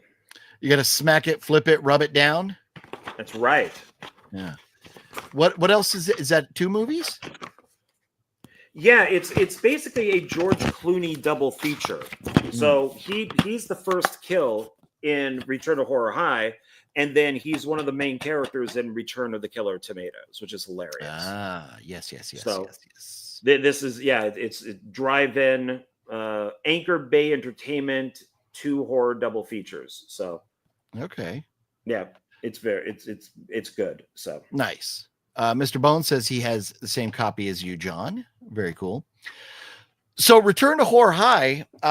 I think I don't remember how exactly this came to be, but John and I were talking about movies, and we were talking about Student Bodies, I think. And then John was like, "Oh, Return to Horror High." We started talking about other movies that are kind of like Student Bodies, and then we decided to do the double feature and watch both, since there was nothing big coming out in the theater this week. Really, nothing coming out in the theater this week. But Return to Horror High, I'm debating if John should talk about this first or I should shit all over it first. And I kid. I don't hate this. No, movie. You go first, because then maybe I can counter what you're saying. Okay. So for me, I felt like, I guessing hopefully a lot of you have seen Saturday the 14th, the movie, the spoof of Friday the 13th. That when I watched that in the 80s, it was hysterical. Now I watch Saturday the 14th and I'm like, oh, this is just bad. It's not good at all. I'm wondering if this is the same type of thing where this was great, that type of comedy back in the 80s, and it just didn't hold the test of time or survive the test of time. I do like what they're doing with, you're making a movie and you're making a movie at a location, a school where a bunch of people were killed. And so you get the cops involved, and there's, concern that murders are happening again. And we don't really know. And every time we think somebody's really getting killed, we cut out to a movie shot. And so it's like, oh no, they're not really getting killed. It's a movie until people really do start getting killed. So that it's an interesting take. It's interesting the way they did. I give them credit for being unique in that sense. There are a ton of movies and TV shows about people making movies on Dawson's Creek. But I kid, but the Friday the 13th episode of Dawson's Creek is phenomenal. If anybody hasn't seen that. Hey, John, you get to watch that annoying little woman in Snow White. I get to watch Dawson's Creek, sir. So, but Return to Horror High, I was like 30 minutes in, I messaged John and I go like, I have not been inclined to laugh once, like not once. Throughout the movie, there were a couple times where, yes, John, you mentioned this to me, the scene where the guy, he's, they're in the car, he's with the girl, he's the football jock, and he's thinks that she's just going to have sex with him because he's the jock, and he's kind of getting on the verge of being this rapey bad guy. And then all of a sudden they cut, and the producer sticks his hand in and is grabbing the girl's boob going, can we see her boob? Can we see her boob? We got to see her boob. And I was like, I understand that they're trying to be funny right there, but I felt like they were trying too hard to be funny. I don't know. I give this movie 2.5 stars for being unique. And I think in the 80s, if I watched this in the 80s for the first time, I probably would have loved it, but I just didn't care. Now, some of the cast, yes, Marsha Brady. What's her real name, John? Oh, Maureen McCormick. Thank you. Of course, she looks great in this. And if you were a Brady's, a fan of the Brady Bunch, back in the day, you loved seeing her. And yeah, of course, George Clooney at the beginning was great. There were a lot of good things about this that were unique, but I was like, I felt like the comedy fell flat to me for the most part. And it was okay. But I was not a huge fan. So 2.5 stars. That's where I'm at with it, John. Tell me why I am dead wrong, John. I think it's not a comedy. It's a slasher movie with humor in it. Where Student Bodies is a comedy. It's a spoof on slasher films. Yeah. I love Return to Horror High. I would probably somewhere put it in my top 10. I love the idea of it. Clarify, please, if you would. Top 10 favorite horror movies, top 10 favorite movies. Oh, slasher films. Slasher films. Okay. And I love that Clooney is, because I saw this in the theater. So that, to me, that was it's the guy from Facts of Life. He wasn't George Clooney yet. And of course, while I'm watching this and he's doing his thing, I'm thinking like, dude, you have no idea how bad you're going to screw up an election. Oh.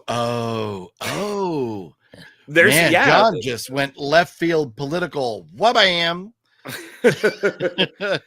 Yeah, because a lot of Dems are saying that he's the reason why Bernie dropped out and all that stuff, that they blame him. Wow. So watching this, I'm just like, wow, this guy has no idea. Wow. So I think it's hilarious that he's the first kill, and it reminds me, of course, of Scream with Drew Barrymore. I think the producer is hilarious. I like all the actors because they're all from these 80s type of things or TV shows. So I enjoy that. As a kid, I had a massive crush, of course, on Maureen McCormick, Marsha, and then seeing her in this, and she plays a cop, and she gets slowly but surely her uniform shirt gets unbuttoned, and she gets more and more blood on her, and then she starts grabbing, like massaging the blood into her breasts, and I love that. I'm just like, oh my god, that is awesome. Thank you. And it has nudity in it, which is good because it's an 80s movie. You got to have nudity in it. But it also, both of these, I thought it was interesting that with today's climate, like the main girl in this, the lead, she, when the producer says, we need to see her boobs, she gets up and she's really mad. And she tells them that, how dare you exploit me? How dare you do this? How dare, and I'm like, oh my God, this is today. Yeah. Like this is like 1982 and they're kind of predicting today. So here's the thing. I think the way she didn't want to be exploited, I think women have always felt that way. And I respect that. There are a lot of exploitation movies, and there are a lot, we love, nudity, especially the 80s movies. You're going to get it in a good horror slasher movie. But, time and place and the girl, getting raped or that close to being raped, I kind of understand. And I'm okay with it. The problem is nowadays, the whole give an inch, take a mile thing, where we want to respect it, but I want to respect, women's rights and stuff. But that doesn't mean that I'm going to completely throw away or disregard my beliefs, to cave and bend to other people's beliefs. So I get, and I remember, and I felt that same way. I was like, that's interesting that this is happening in the 80s, but it's a very current, relevant issue. Yeah, and it's, but if you those after that scene, she's still in the movie. She didn't quit. Oh yeah. Yeah.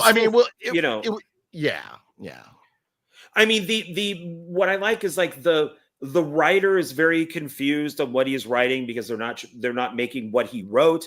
The director wants to basically make like an art film. The producer is all about boobs and money. There's the effects guy who's doing all these effects that scare people because they're in weird places. I really like this film. The ending is confusing as hell, but I still enjoy it, and it's but I rewatching it now, I don't think it's a comedy. I think that it's like Scream. It's a slasher film with comedy, but you can also say that Scream is a comedy because it is technically a spoof on slasher films. Yeah. Oh, and I mean, but a good horror movie, and maybe it's a psychopath in me, but a good horror movie, I'm going to laugh at no matter what. Like, fuck, I laugh at The Omen. I laugh at, like seriously, when people are getting killed in funny ways, it's fucking hysterical. I laugh at The Exorcist. Like I laugh at these movies. So I think a good horror movie is going to make you laugh no matter what, because you can't take them seriously. It's not real life. But John, you'd mentioned a couple things that reminded me that I took notes. I forgot that I took notes. So one thing I did find interesting was that the first 10 minutes of the movie, and I noticed this, and I really looked at the clock when I first heard the first evidence of any type of score. The first 10 minutes of the movie, it's completely silent. There's a lot of silence. Weird. It's very weird. It could be good, it could be bad. The movie Warfare that just came out, there's no score at all. It could be good, could be bad, but I just found that interesting. I didn't hate that, but I found it interesting. But I did feel like the jokes are falling flat, especially if there was anything that I should have laughed at, it's an exploding boob. When he takes the boob off the girl's chest and throws it, and it explodes. I was like, oh, to me, like you say, hey, we're going to have an exploding boob. I'm thinking that's fucking hysterical. I'm going to laugh, but I didn't even want to laugh at it. I don't know why. But one of the things you were mentioning, the writer hates the director hates the producer, all these people hate each other, and they just fight, argue. And that drove me nuts. I am going to absolutely disagree with you on that. There was no fighting. There was no arguing. There was, they were totally arguing over. No, the director, every time the writer came with something, he's like, I'm not writing that movie, or we're not making that movie. And he throws it away.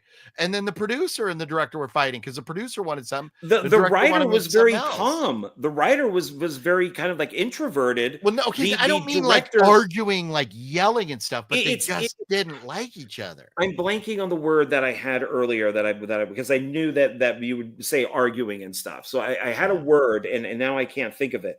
But it's no, I felt that it was people debating, people, the writer has one, wants the movie to be one way.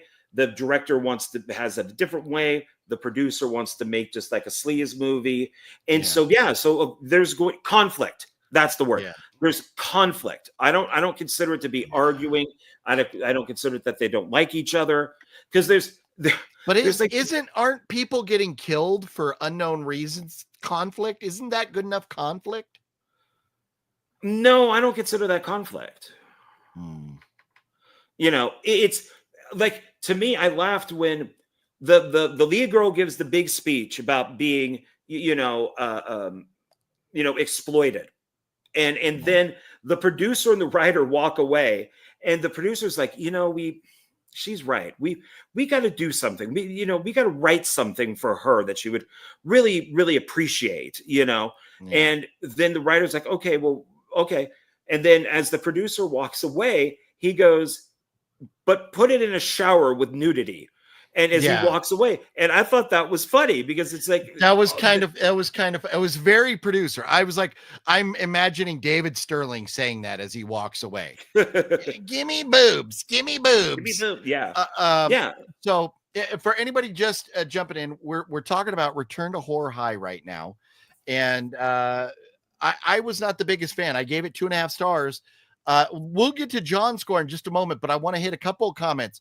I may miss some, so I apologize if I miss some of your comments. Curtis says, I hope you guys watch Horror House on Highway 5. I used to own 2 different variants of that movie, and then I watched it. I threw one of them away, and I kept the other one because I thought it was so bad. I'm not a fan of the movie. John, have you seen Horror House on Highway 5? I think I've heard of it. The title kind of. Oh man, I should have gave you the other one. But I think it's in the trash now. Sorry. Liv says, I laughed a ton watching The Monkey in the theater. Sometimes horror is funny. Very much. The Monkey, I laughed my ass off for The Monkey. Yeah. NG, is this an example of liking the concept and not the film?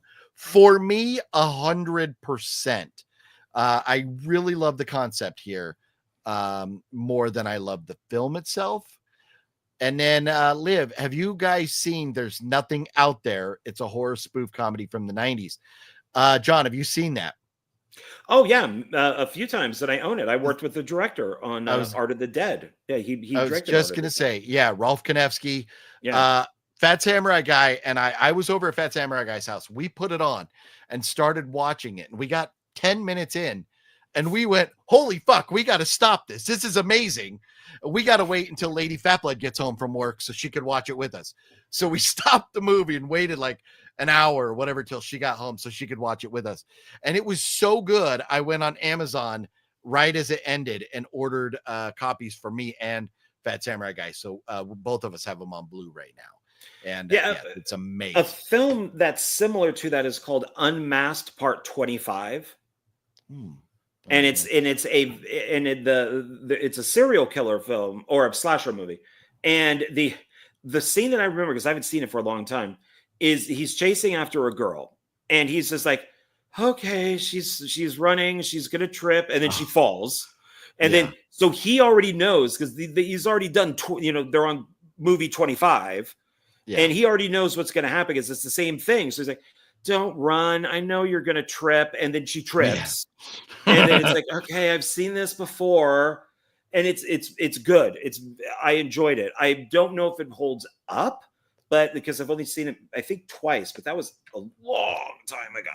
Okay, but I remember liking it. Yeah. Well, that's cool. Yeah, if you in comparing it at all to There's Nothing Out There, I definitely want to see it now, because There's Nothing Out There is amazing. Rolf, it's so funny because you could tell, and There's Nothing Out There, you can tell when they ran out of money, And the film just goes from this great production to like, just get it done. Just get it done. And it's hysterical. They embraced it. They knew, Rolf knew what was going on and he rolled with it. It is absolutely brilliant. Probably my favorite Rolf Konevsky movie. Yeah, he was really nice to work with. He signed like a couple DVDs for me. And every day on the set, he would wear a different horror movie. So he tried to match the horror movie with what we were shooting that day. And so that was fun. And I was very flattered. I'm like, oh my God, that's Rolf Konevsky. And I went up to him and said, hi, I'm John Ward. He goes, I know who you are. I'm like, that's cool. Yeah. Oh, awesome. So yeah, it was very fun. And of course it was a Mahal Brothers set. So I had a lot of fun with that. And, Michael Mahal, unfortunately. So yeah, rest in peace. He says unfortunately because rest in peace, Michael Mahal. Yeah. Rolf Konevsky did not know who I was, and that made me sad.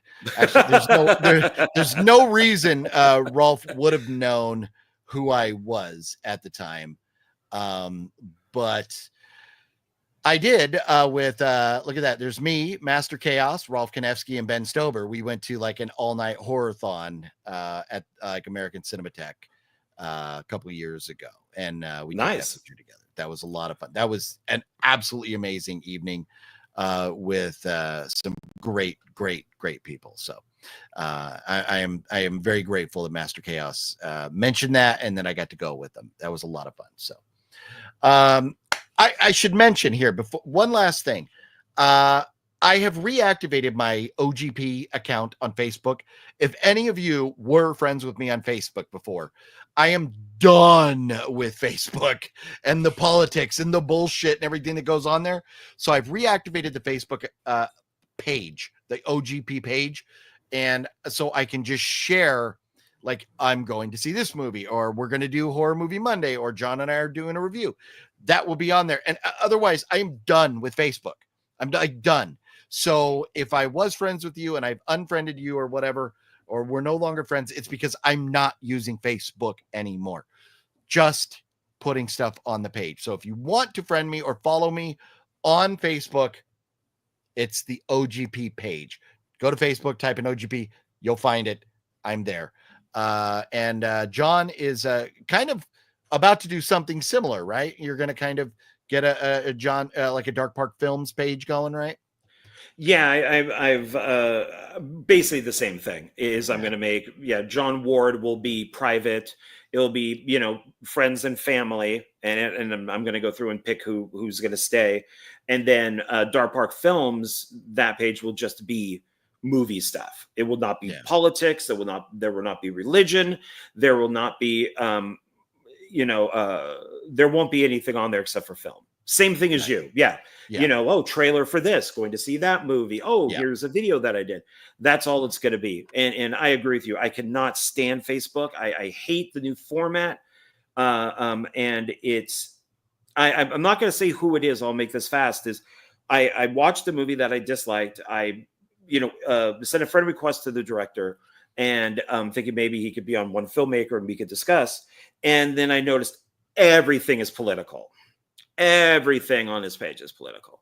And it's like, oh no, I don't want this. Just no, I'm friends with him. But it's like, I just don't want that. Yeah. You respect his views. You respect his right to his views. You just don't need to see it. You just don't need to see it. Yeah. No, not at all. Yeah.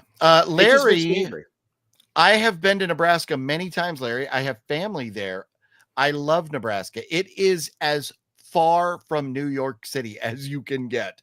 But I love it. It is so just low speed, down to earth, friendly people. Nebraska is it's a beautiful place. I love Nebraska. And it's a good movie. Oh, good call. Good call. Yeah. Man, God, now I'm drawing a blank. I do remember who was in that movie. It's a big. Yeah, it was one. The guy who did Sideways, an election, and it's oh my God, why am I blanking on his name? It's not the dude from Bruce Dern. Bruce Dern, Will Forte. That's right. Yeah. And Bob Odenkirk.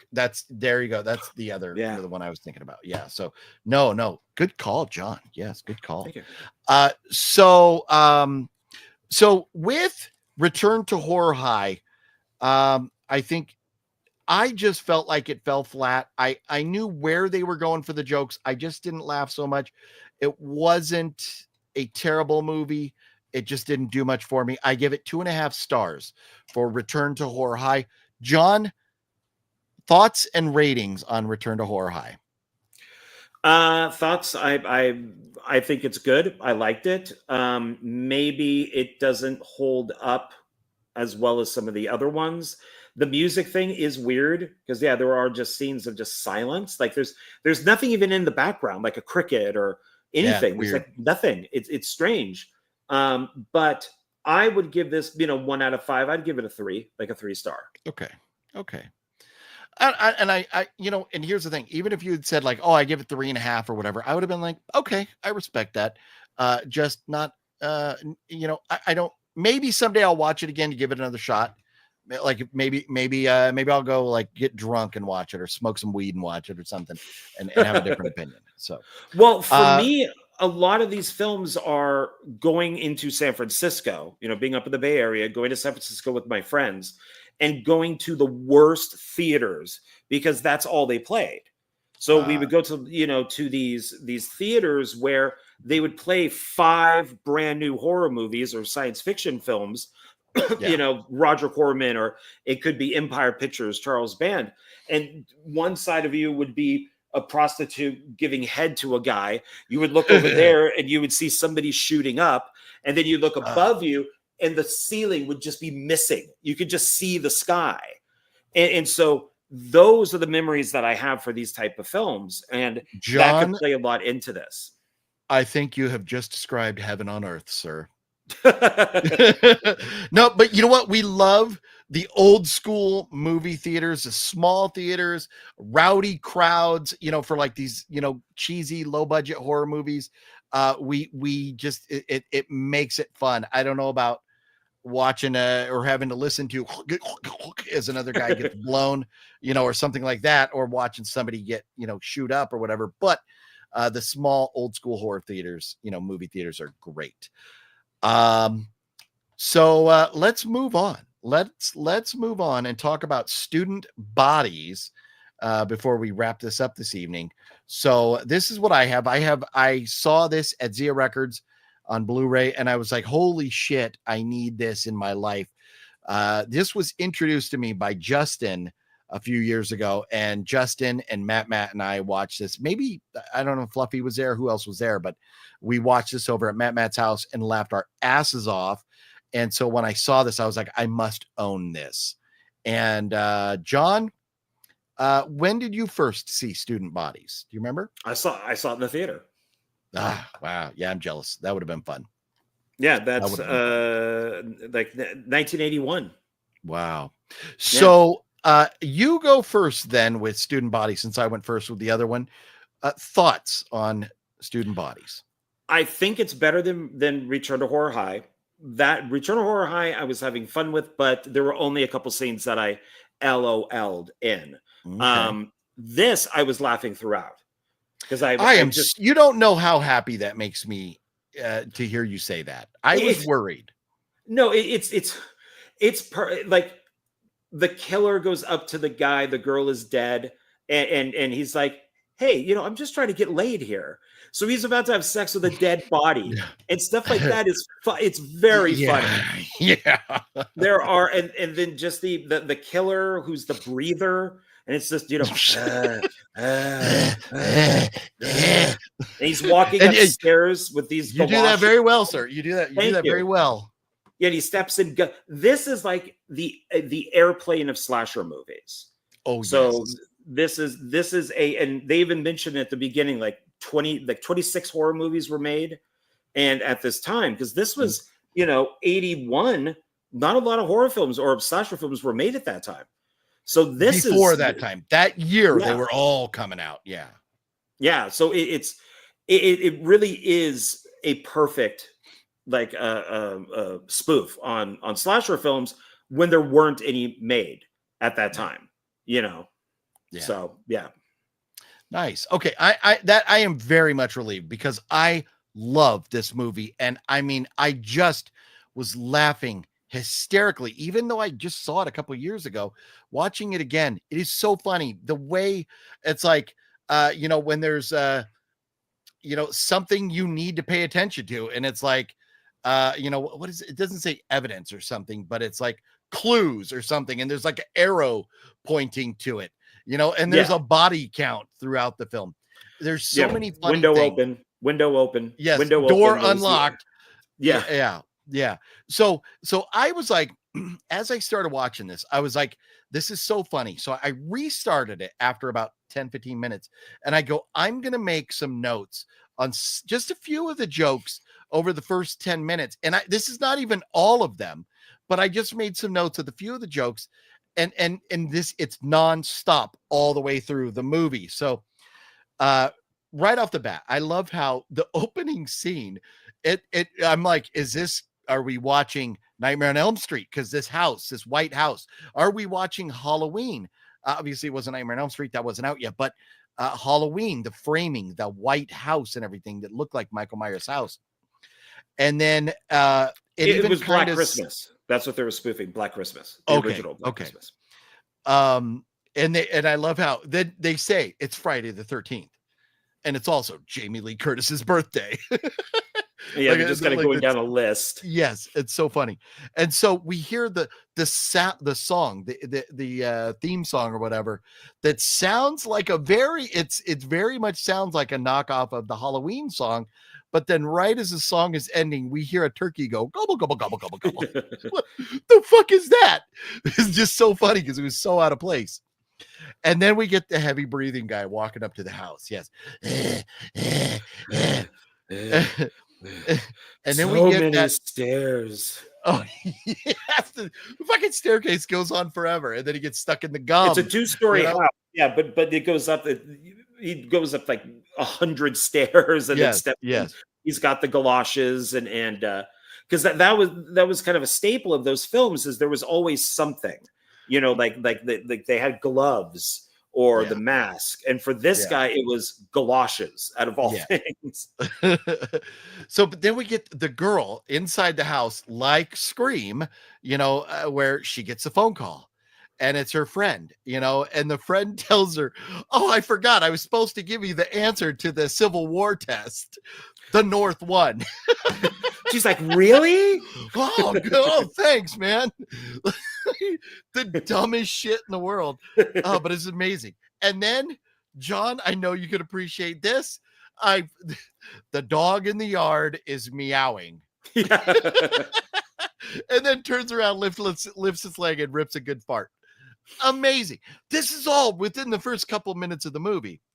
And then, and then you get the door and the windows unlocked at the pointing to him. Heavy breathing guy calls and says, he calls, and then like she hangs up on him. So he calls back and he goes, I said,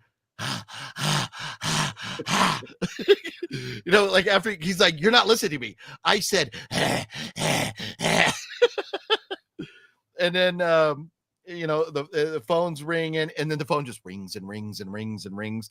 The phone starts to do this. It's because she's not picking it up, and it's just one long continuous ring as the phone's like just flipping. And then later in the movie, when she's in the shrink's office and the shrink has to go around fixing his office, he picks up his phone to turn it around, and you still hear. So, and then she goes into the kitchen, and the kitchen is trashed with KFC food and trash everywhere. So, and then like mom comes home later, because this is the babysitter, and then the mom comes home and she's screaming, ah, she didn't do the dishes. Yeah, then it was, she left the TV on. Yeah. So, but then she goes to the refrigerator, and it's like KFC food in there. And she drops the chicken bone. Well, dad comes home, picks up the chicken, puts it back, or like wraps a rubber band around it, puts it back. And then the killer. This reminds me of a scene like in Xmas where the killer's picking their weapon. You know, we That's get where this I in a got lot it of from. movies. I got is it it? from this movie. So From Student Bodies. Oh, nice. yeah, so let people know there's a scene in Xmas where the Santa Claus Drew is going along all these different weapons, and then Yeah. he finally picks one. And that's actually from this film where the killer has all of his weapons displayed, and he says, and he goes past the axe, and then he goes past, a machete, and then he ends up. What does he end up on? What does he use? The paperclip. It's amazing. That's right. It's so fucking brilliant. It's so brilliant. Yes. No, I love it. I absolutely love it. And it's another reason to go watch Xmas and Xmas 2 to see that stuff. So, and then my next note was the killer took forever to get up the stairs. This is all within like the first 10 minutes of the movie.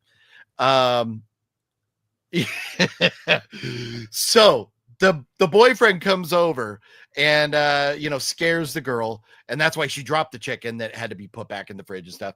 But they're upstairs, and he's like going to take a shower, and he's talking to her, and he goes, "Julie, you're not responding to my maleness." The men in this are so dumb. It's hilarious. Yes.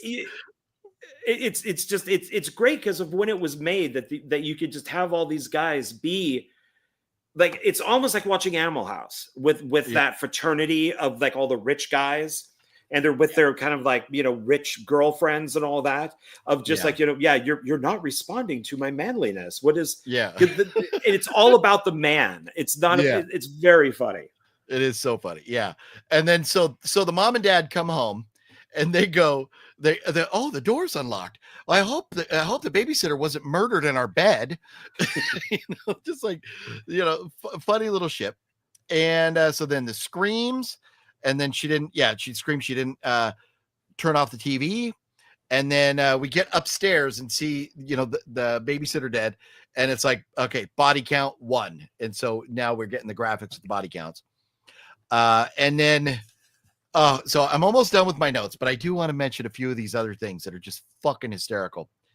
At the funeral, the principal says, "It's a sad day. It's a sad day for me." And I bet it was no picnic for their parents either. Fucking amazing. So amazing. But Like, you can see somebody saying that. I can actually imagine somebody saying that. Yes. And then you got the cheerleaders at the funeral doing a little cheer. I don't remember what they were cheering, but it was fucking hysterical. I think they cheered like dead or die. I think it's like death or something like that. D-E-A. Yeah. So then the two people run off and go to get in the car. And she's like, "Well, we can't do this without protection." So he leaves. And then we get the graphic on screen about the door being unlocked and the window being open. And then, of course, she's murdered by the breathy guy. But when the guy comes back, he's supposed to go to the store to get condoms in the middle of this funeral. And he comes back with a full grocery bag. And, then, of course, he's murdered. Then we get where we're going to school, and there's a blind guy, and his dog is driving him. Oh man. And then the horsehead bookends. How can we talk about this movie without mentioning horsehead bookends? Man, that's where my notes stop. All this is right at the beginning of the movie. And I mean, it just goes every scene. There's something funny in the background, some joke that's funny, just some action, something, everything. They looked at everything. How can we make this funny? And this to me, as far as horror comedies go, I don't know. Maybe aside from like the very, very, very, very end is a little wonky, but this is so good. I love it. I'm glad you liked it, John. I was really worried. I was like, oh man. Oh no, I've always liked it. I just haven't seen it in a long time. They do little things like they're in the principal's office and it's all the teachers, and some are standing behind the desk, and there's one teacher that's way over here, and the phone rings here, and she goes, "I'll get up. I'll get the phone because I'm the furthest away." And then she gets up and just walks to the phone.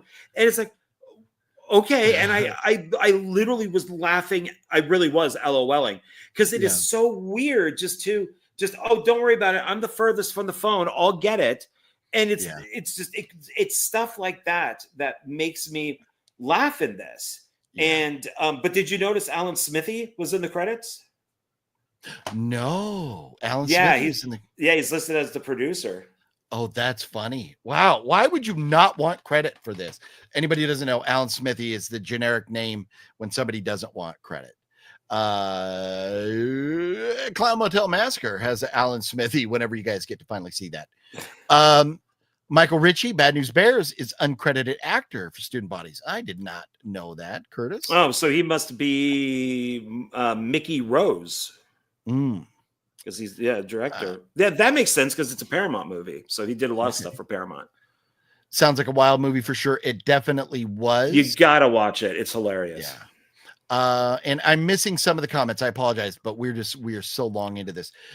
Paying the babysitter 75 cents an hour. I know. And then at the funeral, she's like, oh, here's the money.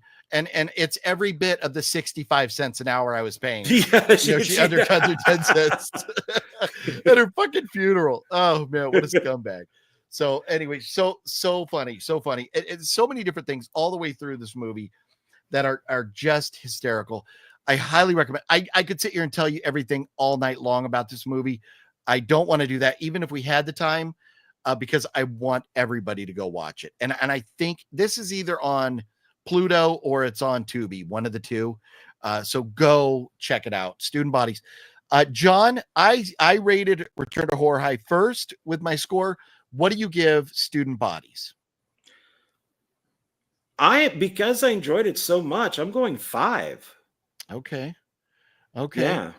I am at a 4.5 just because the end was like, I mean, the part where she's going through the trash bags in the hallway hanging down and stuff is hysterical, but we got a little, I did like the whole tribute to Wizard of Oz kind of thing, but we just kept going. We kind of should have cut it off at a certain point.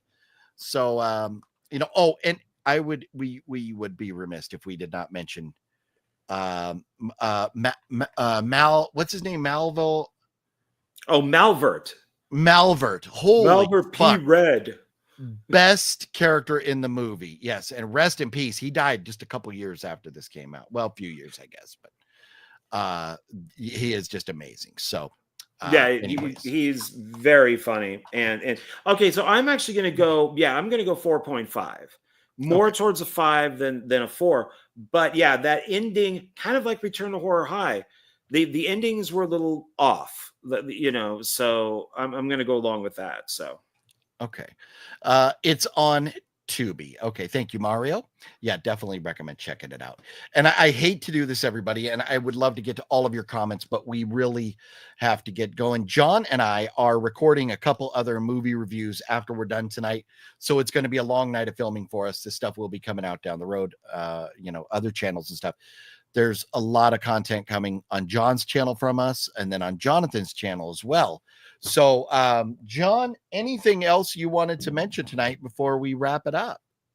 No, thanks to you and this computer that I have, I'm planning on making more content. So there's going to be these 2 reviews, which will be linked on my Facebook page. That's where they're going to be linked. Otherwise, it's Horror Film Lovers on YouTube.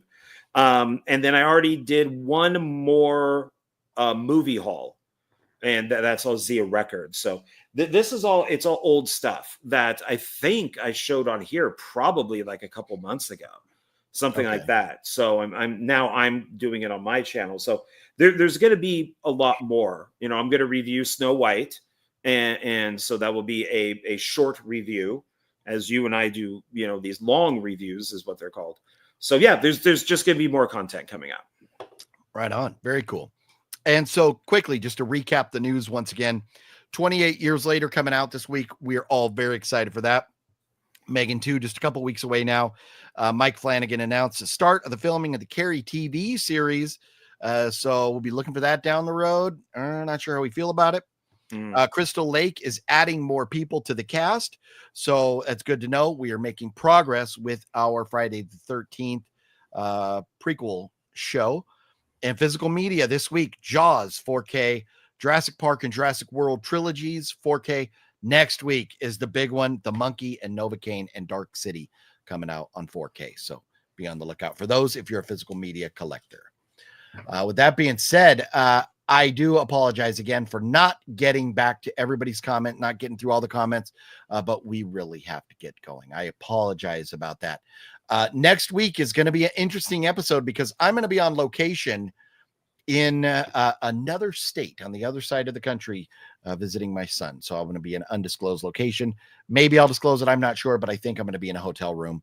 But we will be here. Same bat time, same bat channel, doing it up, talking about 28 years later. So go see it, everybody. John, thank you, sir. Have yourself a good night. It's been fun. Thank you. You always. too. Thanks, everybody. And, everybody, have yourselves a good night. We're going to end. We did a new revised Horror Movie Monday intro. So enjoy this as we say good evening. John, go get yourself something to eat. I'll see you back here in a few minutes. Well, message me your link and stuff. Everybody, have yourselves a good night. We love you. Take care of yourselves. Bye. And again, Thanks, like everybody that all the names scrolling down below there, thank you all for your channel support over the years. It really, really means a lot. And hit that like button. Oh, yeah. Thank you. See you guys.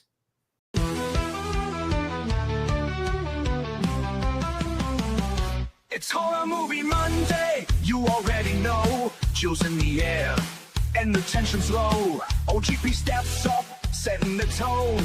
Always in charge, yeah, sitting on the throne. Sean Ward steps in with a confident stare. Nipples getting hard from the icy glare. Bowser's in the back, creeping through the dark. Lurking in the silence like a phantom arc. It's Horror Movie Monday, lights down low. Screens on the screen, let the madness flow. We laugh, we jump, we scream, we play. Every week it's thrilling in a twisted way. What's your favorite scary movie? Fuck you!